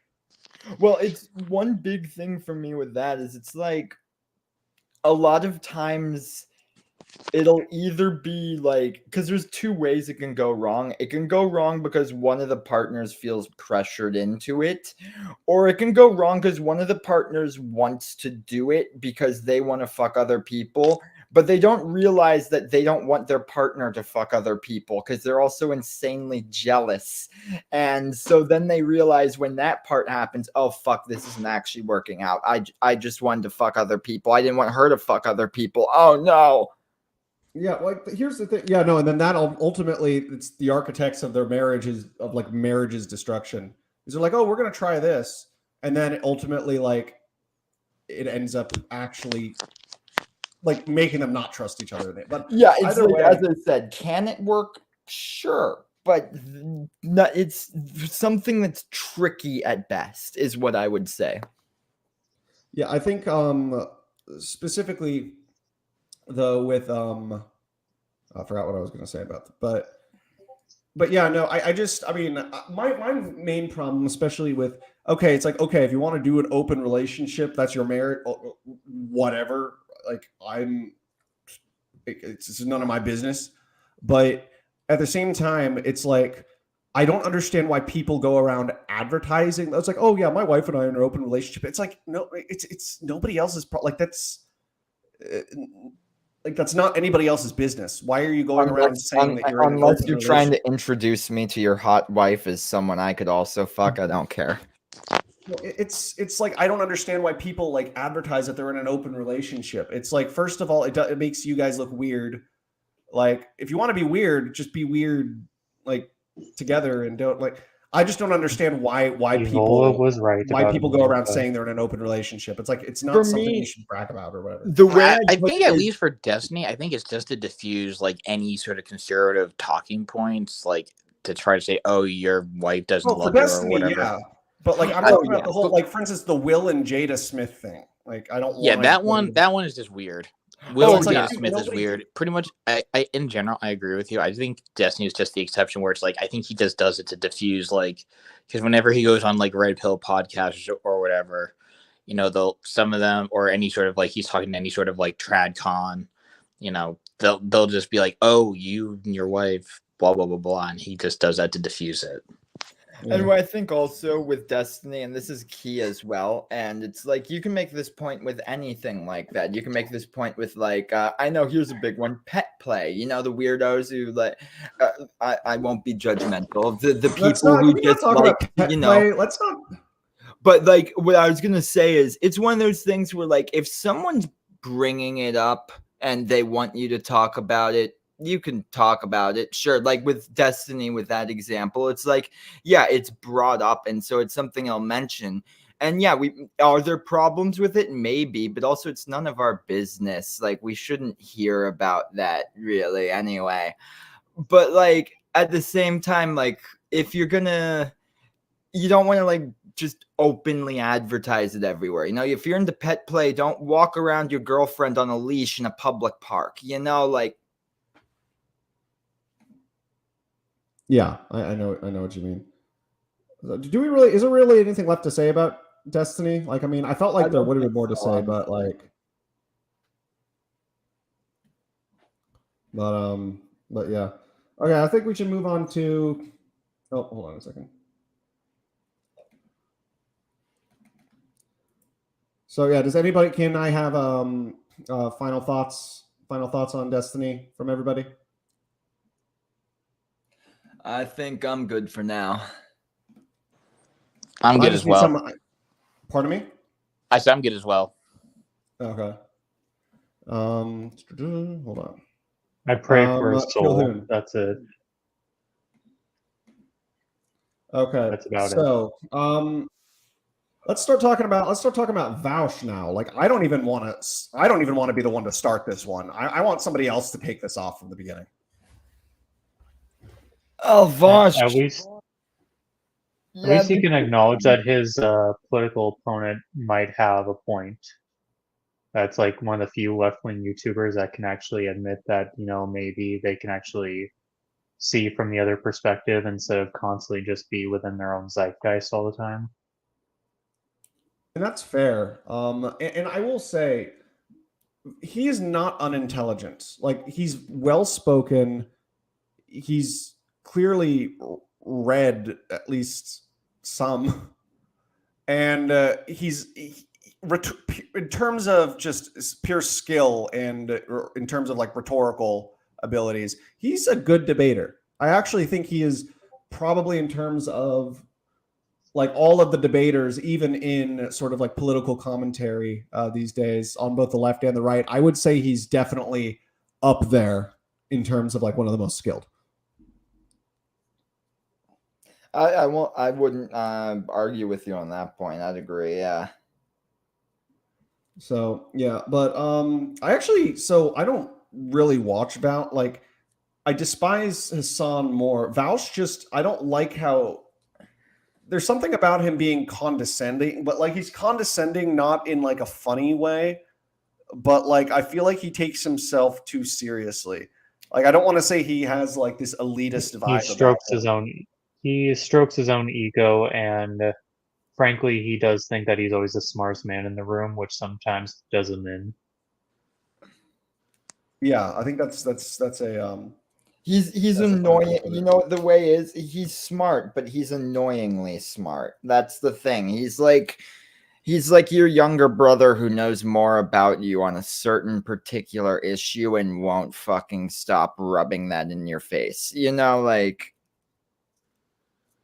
And then what happens also with Vosh is that when you get him on that subject that he doesn't know, then he like really tries to dig in with really stupid points to try to like not acknowledge that he's like wrong. Like there's this one where he's talking about he doesn't know much about history. Like, for instance, and so I know some people have a problem with him, especially like we got one of the things is he doesn't really necessarily. I think one of the biggest nitpicks is since he doesn't really cite his sources at the end of his videos. But what if Altist, who actually I might be having on, believe it or not, I have his personal email.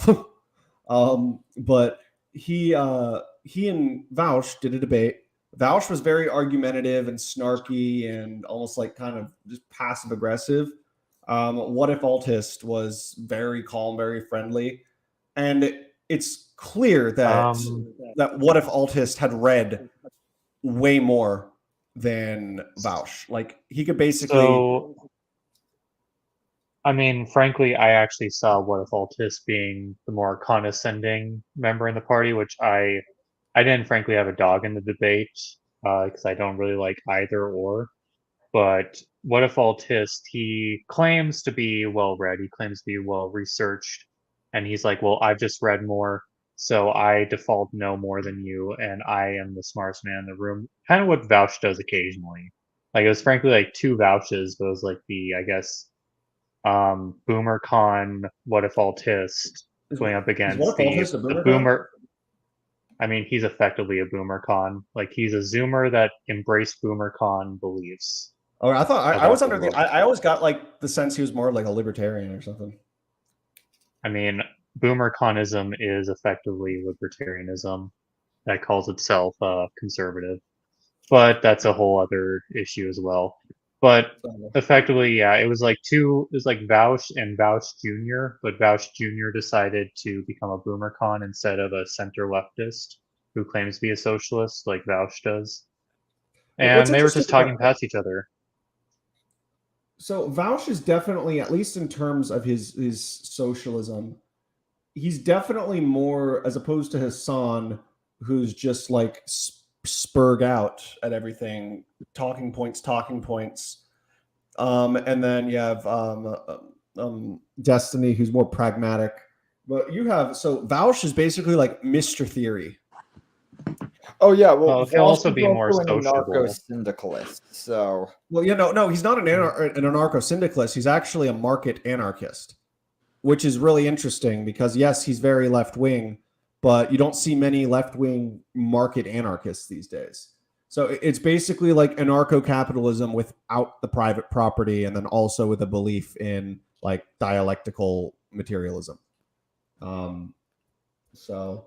The thing also, like, say in Vouch's favor is he's more sociable. He can actually talk to people unlike What If Altis in that debate, where What If Altis just proclaims his own genius, kind of like an autist does, and can't actually talk in one-on-one as an actual person. I think one of the things with what if Altus though is, I mean, he's only like what 21, and Yeah. I think that might be part of it too, because we like remember what it was like when we were 21. We didn't I mean, necessarily know as much as we thought we did. We like a lot of us thought we were the shit when we were younger, because we're all brilliant at like 18, whatever. But I mean, I didn't watch that I'm whole like debate. I just just kind barely of got. older I than just him. I didn't I even wouldn't really agree watch that's the whole debate, so maybe I just like turned it off before the point where What If Altis was getting argumentative, because I just saw that it wasn't going anywhere. I mean, I watched all the way through, and What If Altis kind of spurred out and quit the stream, and then Vouch just finished it. Like, I think he had like another like 10 minutes of just talking to the audience, trying to be sociable. But I frankly just, nothing ever comes out. Like, they literally talk past each other, and each of them have like their own sources that back up their own side. Like, this is the thing about like sources or deferring to like academic authority, is you can always find at least someone who can be an academic authority who will back your point that you're trying to make. So like, it doesn't matter like how many studies you have if your studies are different and made by equally academics. So Yeah, for me at this point, I'll only listen to like a consensus of studies. Like if you have something that says we have done there's like not even a consensus, 100 to 500 or the consensus studies. is because it's endorsed by the institution of the educational system. Which, if it's endorsed, there's ways you can if it's read ideologically deeper into endorsed, it. then I will always be skeptical. Like, I will not Fair accept a hegemony saying this is the truth if, say, my truth grades against it. Well, the thing is, though, also, and I'd say this, any scientific thing that's saying this is the truth is also mostly bullshit. Like, when I say consensus, the truth is, like, the way most of these consensuses are reached is it's something like this is admittedly going far more into hard science, and admittedly, this is something that's far harder to do with, like, softer sciences like economics or sociology or something like that, where it relies more on human behavior. But like they'll be like, okay, like This with is why you just drugs, never make it's an like, appeal to, like, the appeals to science is kind of over. We're kind of beyond that point. Where at this point we're in a war belief, and frankly, in a war in belief, like, you're not going to back yourself on science. You're going to back yourself based upon people's feelings. And frankly, that's actually what drives people to begin with. Like, the facts were, like, the scientific studies and stuff were just always meant to back up your feelings, never meant to be where you articulate your feelings from. oh yeah, well, I think on that front, we're also talking about like different types of studies too and stuff, because I just typically like when it comes, for instance, like something like psychology, for instance, they won't ever say like this thing makes you depressed. They'll say engaging with this thing will on average make like some percentage of people more susceptible to depression. It's the issue is when you actually get the real answers out of science, when you really dig deep into those studies, the points they make are pretty milk toast and typically things that are just like, it's typically more like, oh, this will increase the chances of this or something like that, you know? Well, then also sometimes you get like a study where two people can read it and come to completely different conclusions about the data. So like, there's also that issue. No, yeah, that's another issue as well, where you need to like, if you want to actually use sources and stuff like that, look for like the very specific data points. Like if you're actually reading the conclusion of it, that's just whatever anyone wants it to be. Like you can spin a stat any way you want. Well, yeah, that's why I frankly don't even make an appeal to studies and academic research, because frankly, it's not useful. And it just gets people bogged down in weeds that doesn't need to be discussed. Like, I take the data to distribute this approach where we're actually in a war belief. Let's actually engage in this war belief instead of just like skirting around the issue with, well, must science this or must study that. Like that's not the issue, Trust the frankly. science, guys. But but just staying on the theme, how did Vouch really, was it just riding off of Destiny's coattails that got him bit? Like, did he basically start as like a Destiny? Vosh is one of the people who, like, everyone, I think most other, like, at least the ones, like, if you're talking like Hassan, like, you could say Hassan was inspired by Destiny and stuff like that. But there's like enough arguments where you can say Hassan didn't really just ride Destiny's coattails to the tops. Like, he made content independently. Vosh, it's just clear. Vosh was a member of Destiny's community who debated Destiny a lot. And then people in Destiny's community were like, hey, you should start a channel. And so he did. Yeah. Okay, yeah, that's basically what my impression is. But what would you say Vouch's brand is? And what do you think how do you think he appeals to his audience? I mean, being a smartass, frankly, that gets a lot of attention. Look, I'll say this much, and this is the reason why, while Vosh is better, there are still problems with him. The easiest way, in my opinion, to sum up Vosh is just Hassan if Hassan actually did shit and actually fucking cared. Because that's the thing, like, Vosh will run phone banks. He will mobilize political action. He will actually try to make a fucking difference while Hassan sits on his ass and doesn't even watch a YouTube video with his audience. It's just his chair there while he's, like, taking a piss or something like that. Again, he should just piss in the corner, like in the basement. Like... I'm sorry, like that was basic. I mean, I never liked the quartering to begin with. I always thought it was just slop. Like, I mean, I couldn't even really describe it.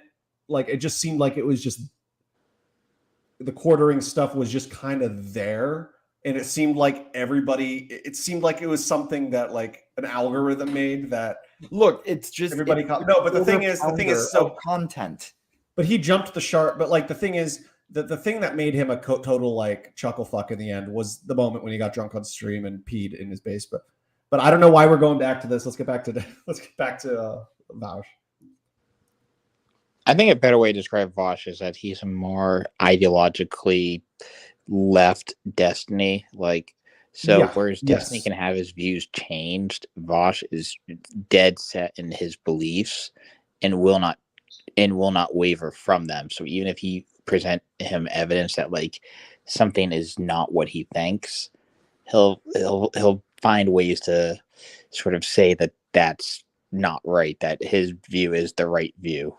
So that's sort of because I think he tries to do some of what Destiny does with the authenticity, but at the same time he doesn't want to actually be like ideologically like flexible.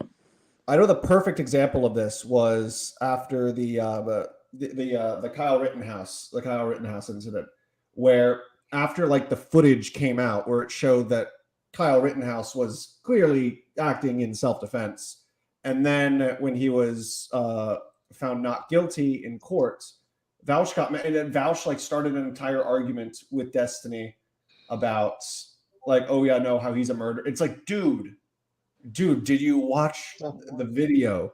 Like, you don't have to you don't like. I mean, it's one thing to think he's a hero, which is stupid. Like, I don't think Kyle Rittenhouse is a hero. I think he was basically just a dumb kid who was in the wrong place at the wrong time.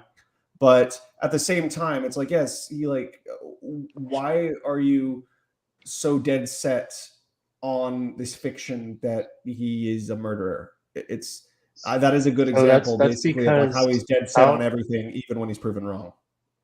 Well, I mean, Kyle Rittenhouse, frankly, is a political enemy of Vouch, and Vouch is just attacking an enemy as normal. Like, this is a war. Exactly. He treats it as a war.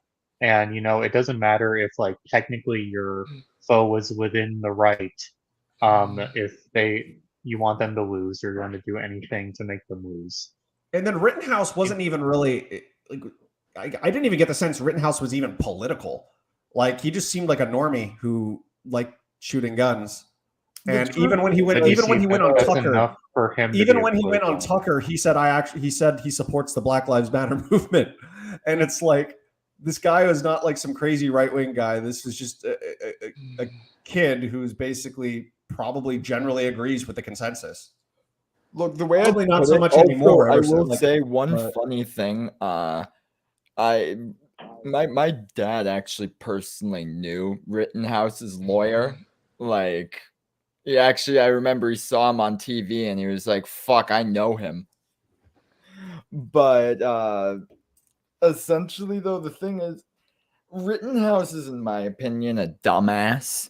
Oh yeah, Because one thing I will say, and the argument you could make for him being a murderer, which I think this is probably what Vosh went on, is that like you should know it's a bad idea to show up to a protest when you are again with like a fucking gun and like walk around with it. Like you shouldn't put yourself in that situation. It's not no, like he shouldn't have put he himself in the couldn't avoid it. situation. But that's still irrelevant because he was But the the one who main was thing, attacked, though, and if that you're gun still looking saved at his it, life. if you are looking at it legally, though, here's the thing: if, for instance, like if he was someone who was doing this somehow professionally, so like if he was paid to like defend this private business, then yeah, what you would argue is it's death via negligence because he should be doing his job better. And if you're doing defense like security work or defense work like that, you need to like have liabilities and shit in place in order to do that.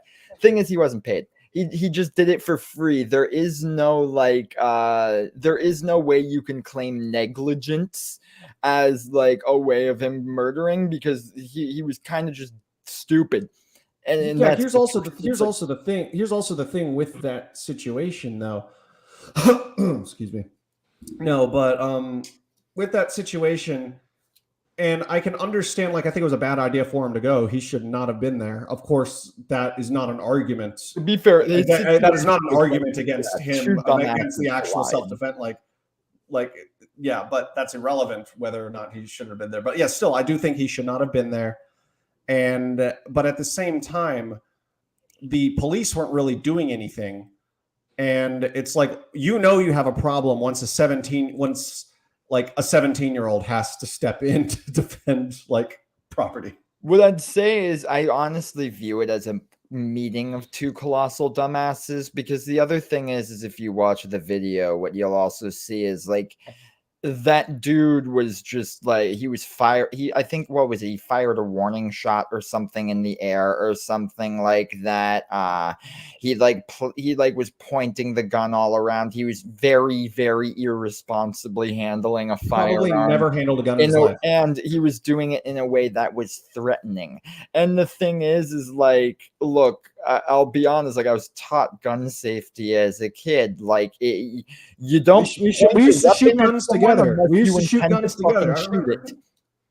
Like that's the thing. If you're pointing a weapon at so- someone, you intend to shoot it. Like that's what you need to be at, unless you're in like a stand down.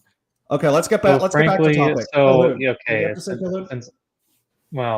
frankly, since I'm the only veteran in the group too, that actually has a lot more experience with weapons than probably everyone in this chat. Oh no. Yeah, Yes, you are right. Yes, you should never intentionally point your weapon at anyone you don't intend to kill. But also Rittenhouse had a firearm pulled on him, but then of course frankly, every civilian I don't trust with a firearm. Period. I don't even trust many soldiers with firearms. Just knowing from my time in the army.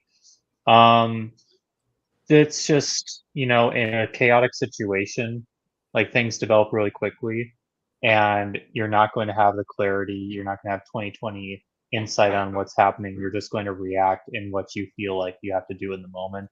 So if Rittenhouse thought that he had to defend himself, which I mean he was attacked by 3 individuals, and 2 of them killed, 1 of them injured that attacked him. So I mean he was doing what he felt was right in the moment. I don't know about those protesters, those rioters more specific. And yeah, I just don't really care. I just see it as another unfortunate incident. Although, admittedly, the people that he killed, I don't have any sympathy for either.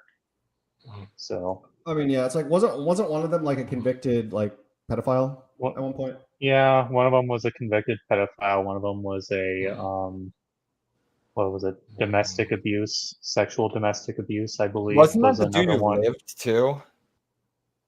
Yeah, I don't remember if that was a guy that lived or not, but I know all of them had like bad charges on their records prior. So, No, because I Yeah. remember it's like watching the whole trial too. Like one thing I saw is it's just like I'll admit, like but my dad knows good lawyers. His lawyer was like a but fucking like it was actually really, really good but, at but doing going specifically beyond, like that. yeah, like yeah, okay. The trial is kind of like more secondary to what was really happening. It was really just like okay, this kid killed essentially political allies, so we're going to prosecute him because he killed our political allies and injured another one.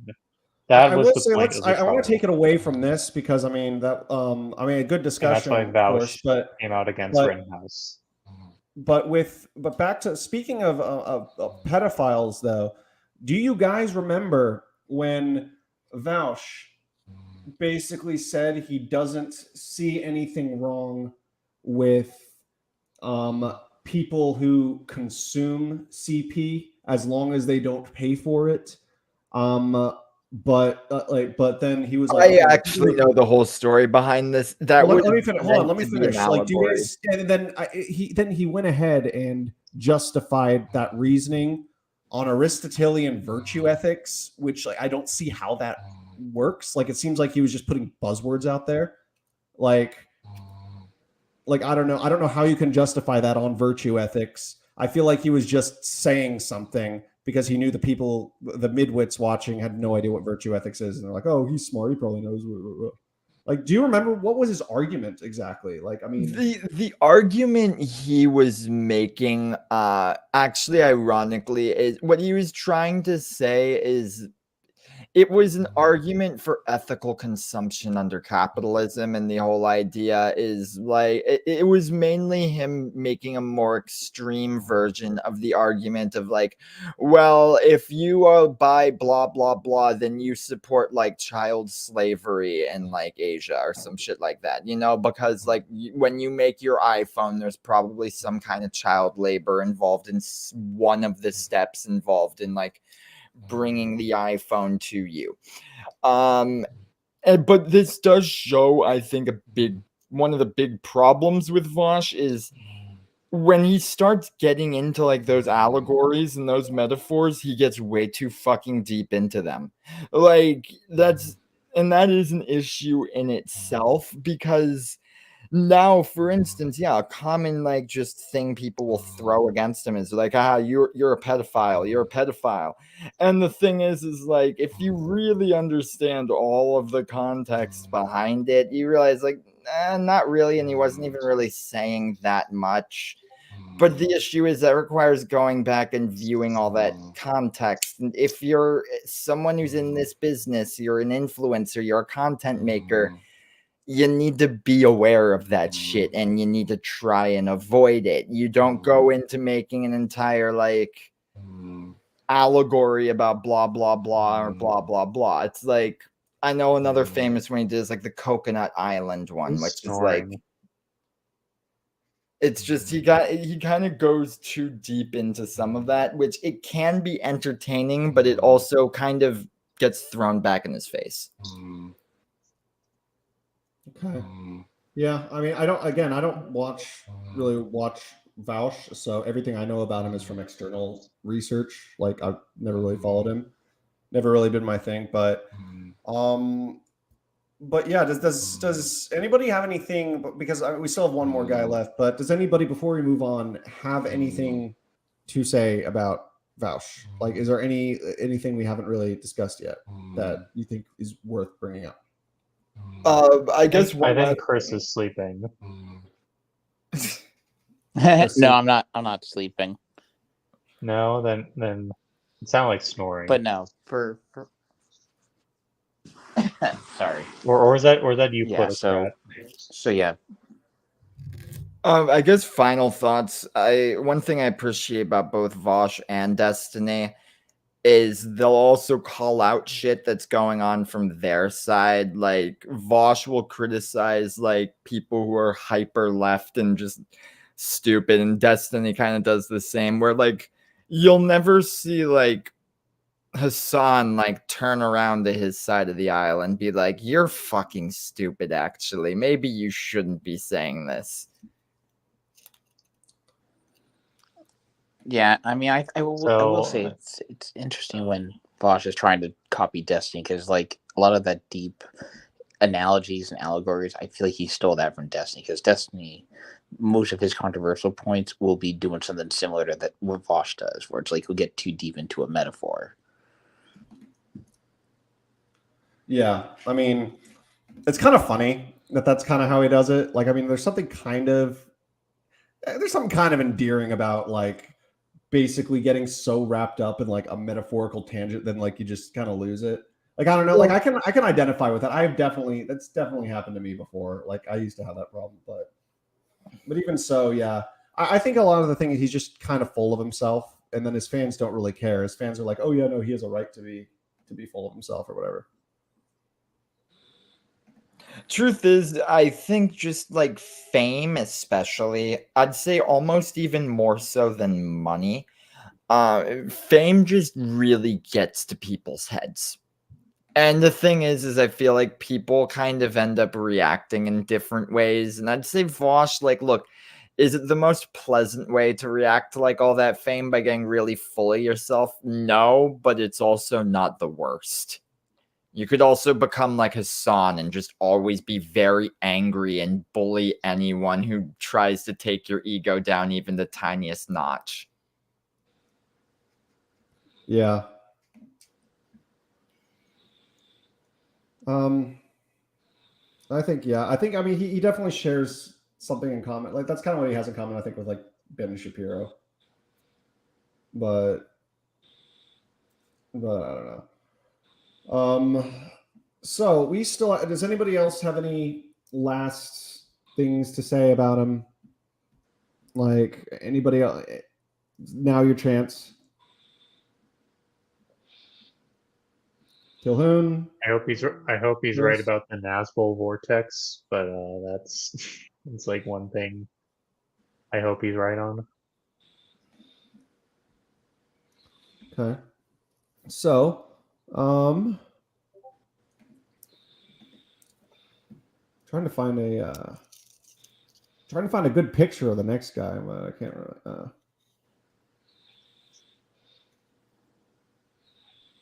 Oh, there we go.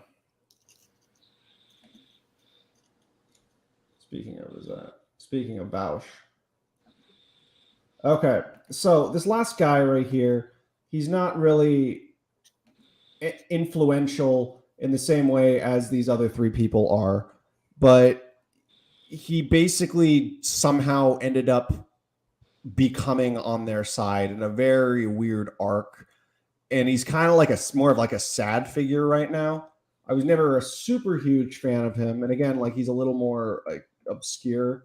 He's more of like a C-list, maybe D-list kind of debate bro. He doesn't really do gaming, but debate bro type. Hunter Avalon. I actually don't know Hunter Avalon. So, do you guys, Chris, you remember Hunter Avalon, right? Yeah, no, I know his arc. I know that he's basically become left wing, and he kind of does debate stuff. I don't know how his debate stuff works, so I don't really have much of an opinion. I will say good for him going from like being hard conservative to being more centrist, center left with the occasional progressive. It's actually kind of sad. Like, okay, so I remember my little brother back when Hunter Avalon was like sort of his firebrand kind of conservative. Like my brother would watch his content. And like my brother showed me him sometime, and I was like, I don't really like this guy. Like he just seems like over the top, like just recycling like normie boomer talking points, but then putting a more of like a crazy, but like saying it in provocative, crazy ways. And then like he definitely started becoming more moderate. Like I think he became more like libertarian at one point, and then he went to this like enlightened centrism state. And this is back when he like made actual videos, like short form content, like sort of video essay things, and sometimes he did like skits or interviews or whatever. And then one day, randomly, like I mean, he said like, okay, he's leaving the right. It's like, okay, he was like enlightened centrist at one point. Then he basically like somehow he wound up and was a social democrat. I don't know if that was gradual or because I remember like I never really watched him that much, but I liked some of his short form content when he was in his enlightened centrist stage. But then I just noticed all of a sudden, all he is doing is Twitch streams. And it's like he makes no other content except for that. And it seems like he's cashing in on something that other people have done. And he's just like turned from somebody who actually had a brand, even when he was sort of in his like centrist stage. And now he doesn't even really have a brand anymore. He just seems like a clone of, I mean, not like 100% clone, but he's just copying the same exact formula and really leaning into the debate bro stuff. And like, he's kind of an asshole in debates too. Like even when other people are making good points, like he always has to be right. And mind you, he does debate some like stupid people. Again, I don't watch him that often, but I don't know. I just feel like he's just become very, very obsessive. Like he's become not hard left. He's become like center left, definitely like progressive-ish.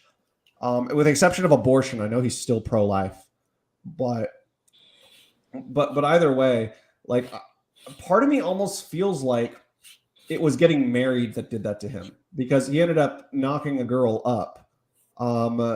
He ended up getting married, or he ended up marrying her because he thought it was like the right thing to do. And then all of a sudden, that's when he started having his political shift. So I almost wonder if it's like his wife had something to do with that. I don't know. I think it happened when he had a kid. I think that's when he really started to change. I don't know if I mean, obviously having a kid, you know, with the girl, you know, you could definitely credit the girl with that. But I don't know. Sometimes they say parenthood changes people, so I'm wondering if that was the thing that caused the change. I don't know. I mean, I think though that what's interesting is, so he ended up going and be doing the like leaning really into the debate bro thing. So it was definitely a decline. Even though I was never a fan of his like stuff in the conservative days. Like at least he put effort into making that content. Like at least it was well made and he had a good persona. But now he just seems like sort of like a shadow of him. He just seems like a ghost of that sort of personality he used to have. Just sort of blends in with all this debate bro, like left-leaning debate bro culture. And even sadder, so this girl that he married, and the reason that he married her was because he got her pregnant. So it turns out that this was like 6 months ago. He announced he was getting a divorce, and he had said something about, he covered up by saying it was an open relationship, but it turned out that like she was cheating on him.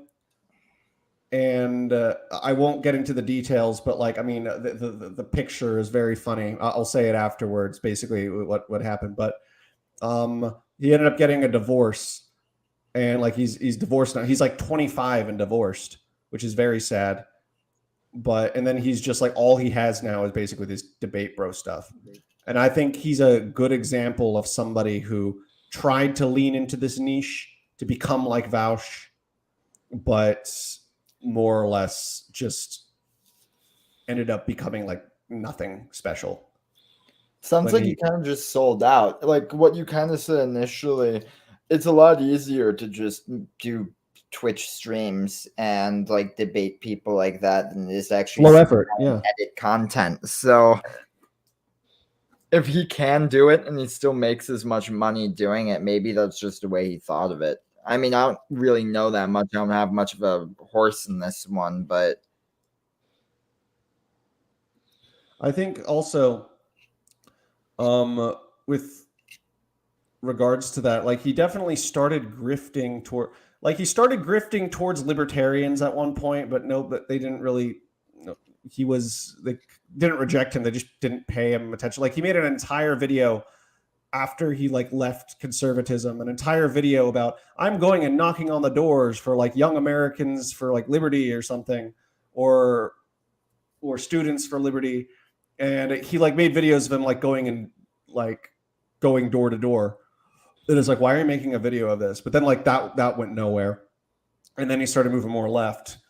And then immediately, like next thing you know, he starts talking about Vaush like in the nicest way possible. Like he basically starts sucking up to Vaush and he starts calling Vaush my boy Vaush. And it's like, dude, what are you doing? It seems like you're just trying to like get him to like you and grift towards his audience. So I think he was probably just in over his head. He didn't know what he was doing. I have no doubt his views ended up changing, but at least in terms of the style of content he made, he could have done something. He could have done something like, for instance, Shoe on Head, and to a lesser extent, Chris Raygun, who was never really had a conservative bone in his body to begin with. At least they stuck with their old formula, even when they shifted away from like the anti-SJW stuff. Like they still kept their distinct brand. Whereas Hunter Avalone is an example of someone who just like does not have a brand anymore.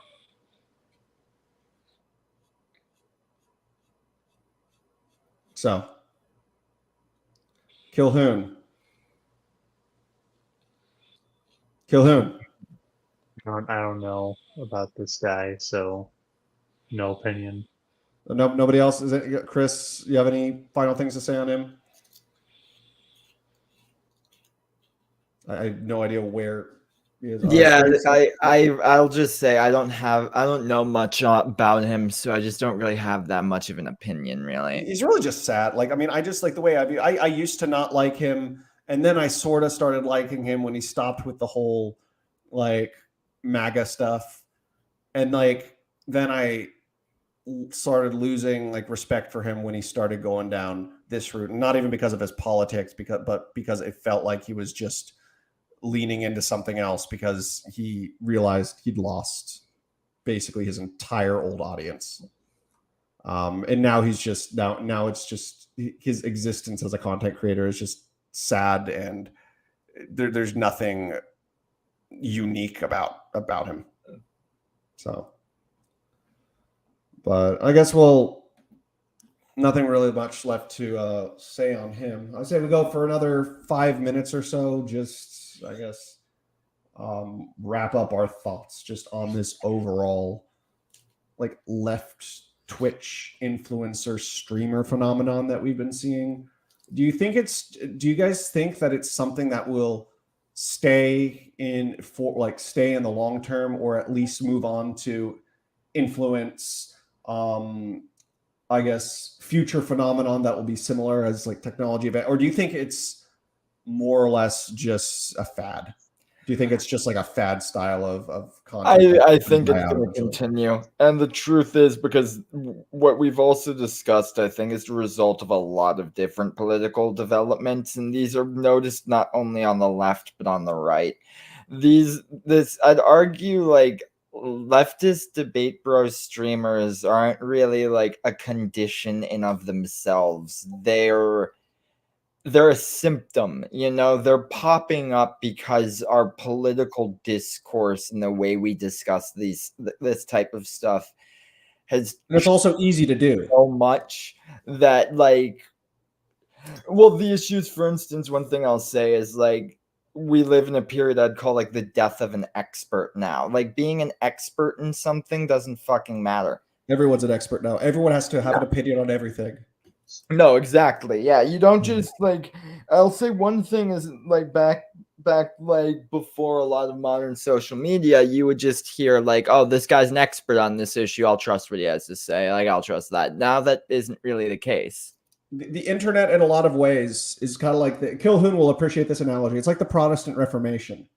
Basically, it ended up democratizing everything. Everybody can say anything. Everyone's opinion is valid, even the dumbest opinions. Very similar to how like the Protestant Reformation and then even the Gutenberg Bible, which both of those did have net positives, but then there were also negatives to them as well. and then like everyone and their grandma basically is like, okay, like my interpretation and reading of like Christianity and the Bible is valid because I read it and it's between me and God. That's basically the internet was basically like Protestant Reformation 2.0, just a hyper and also very, very, very rapid democratization of information and opinions. I mean, before I make my point, no, I'll piggyback off of that. So when it comes to the internet, I think it's more been it's been harder to control narrative feed ever since the introduction of the internet, because the internet had I hate the concept of democracy, but yes, it had more of an anarchic and democratization of information, and it kind of is like, where did the majority of people get their information from prior to the internet? They got it from either like one single news channel or a few highly selected news channels with highly selected actors given scripts by editors on high. And that's essentially what made the political orthodoxy prior. Now, without that, essentially the internet has opened up the floodgates for old ideas to come back and for alternative views to actually have the limelight once again, which that's what I'm thankful for, because ever since 1945, we have lived in essentially the political orthodoxy of left-wing ideology.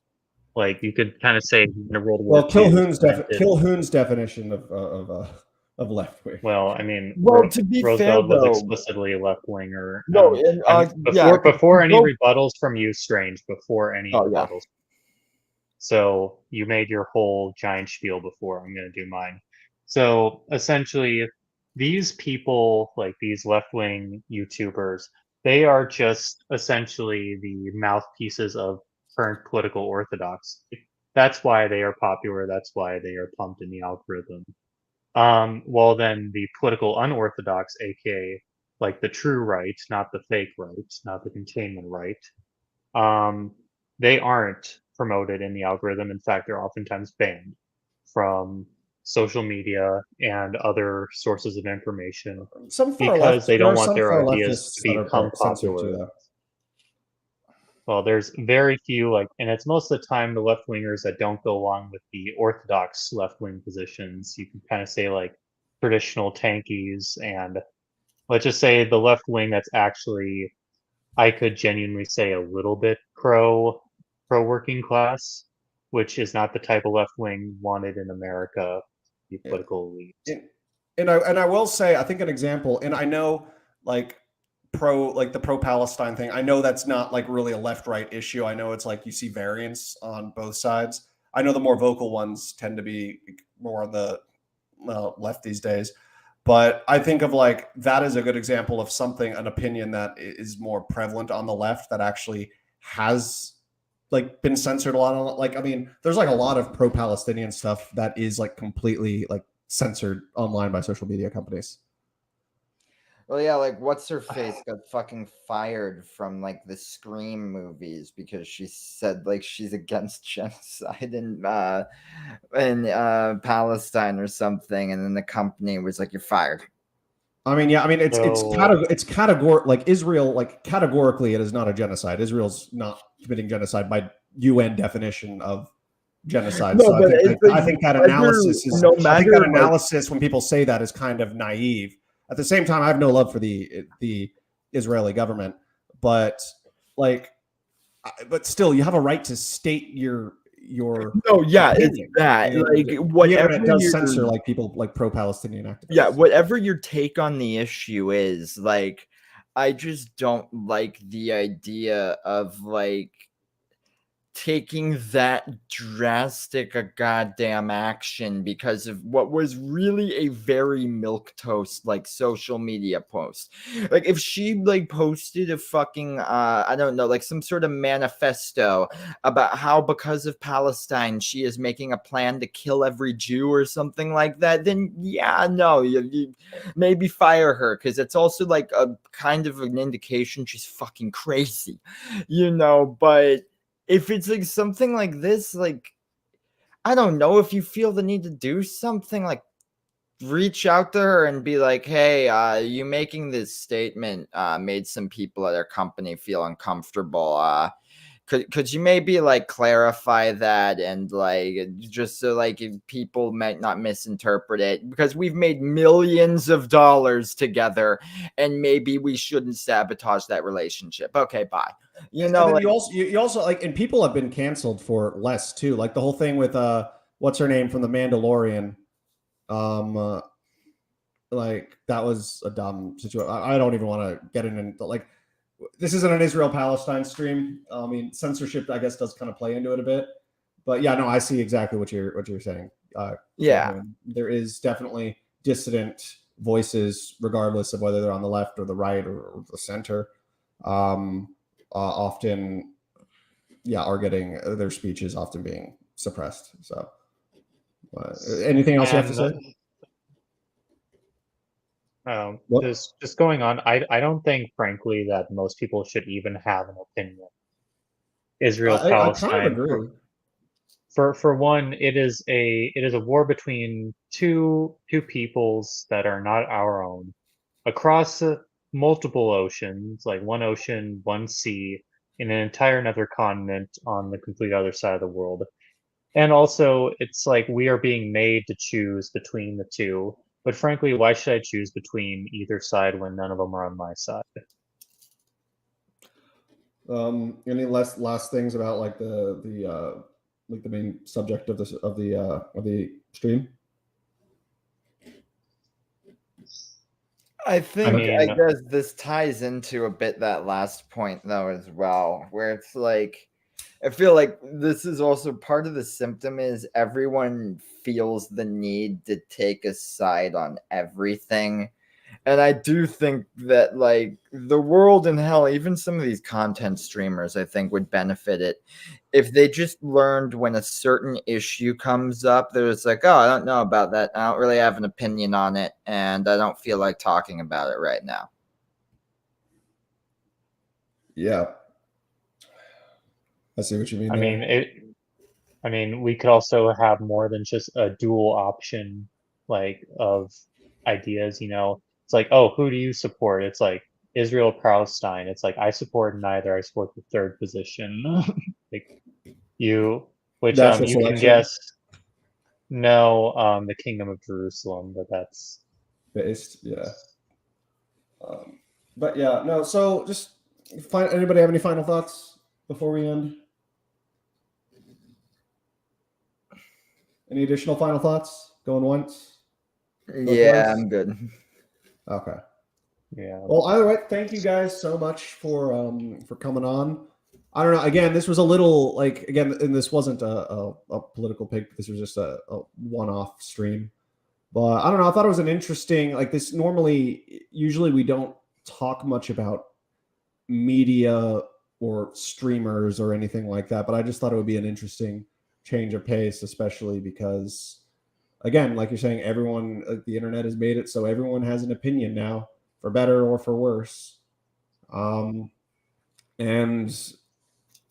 yeah, I mean, I definitely think that a lot of these figures, specifically Vaush and Hassan, I think they're rather toxic figures in our culture and represent kind of the worst of what these new media formats are. But at the same time, like I have to commend them for being able to create their own brands, being able to create and sort of refine and master, hone particular format that speaks to people. Like, I mean, good for them that they were able to do that. I just think that they are terrible people. Just like there is no redeeming quality about like Hassan Piker whatsoever. Like he is literally like a garbage human being. And I hesitate even to call him a human being. But well, if you believe in capitalism, he is a good businessman. Oh yeah, he is. He is. That is technically a redeeming feature. And I am not an anti-capitalist, unlike Kilhoun. But yeah, anyway, thank you everybody for tuning in, and for everybody who is watching this after the fact. please be sure to like, subscribe, and hit the bell. I also, a few months ago, ended up finally setting up a Patreon.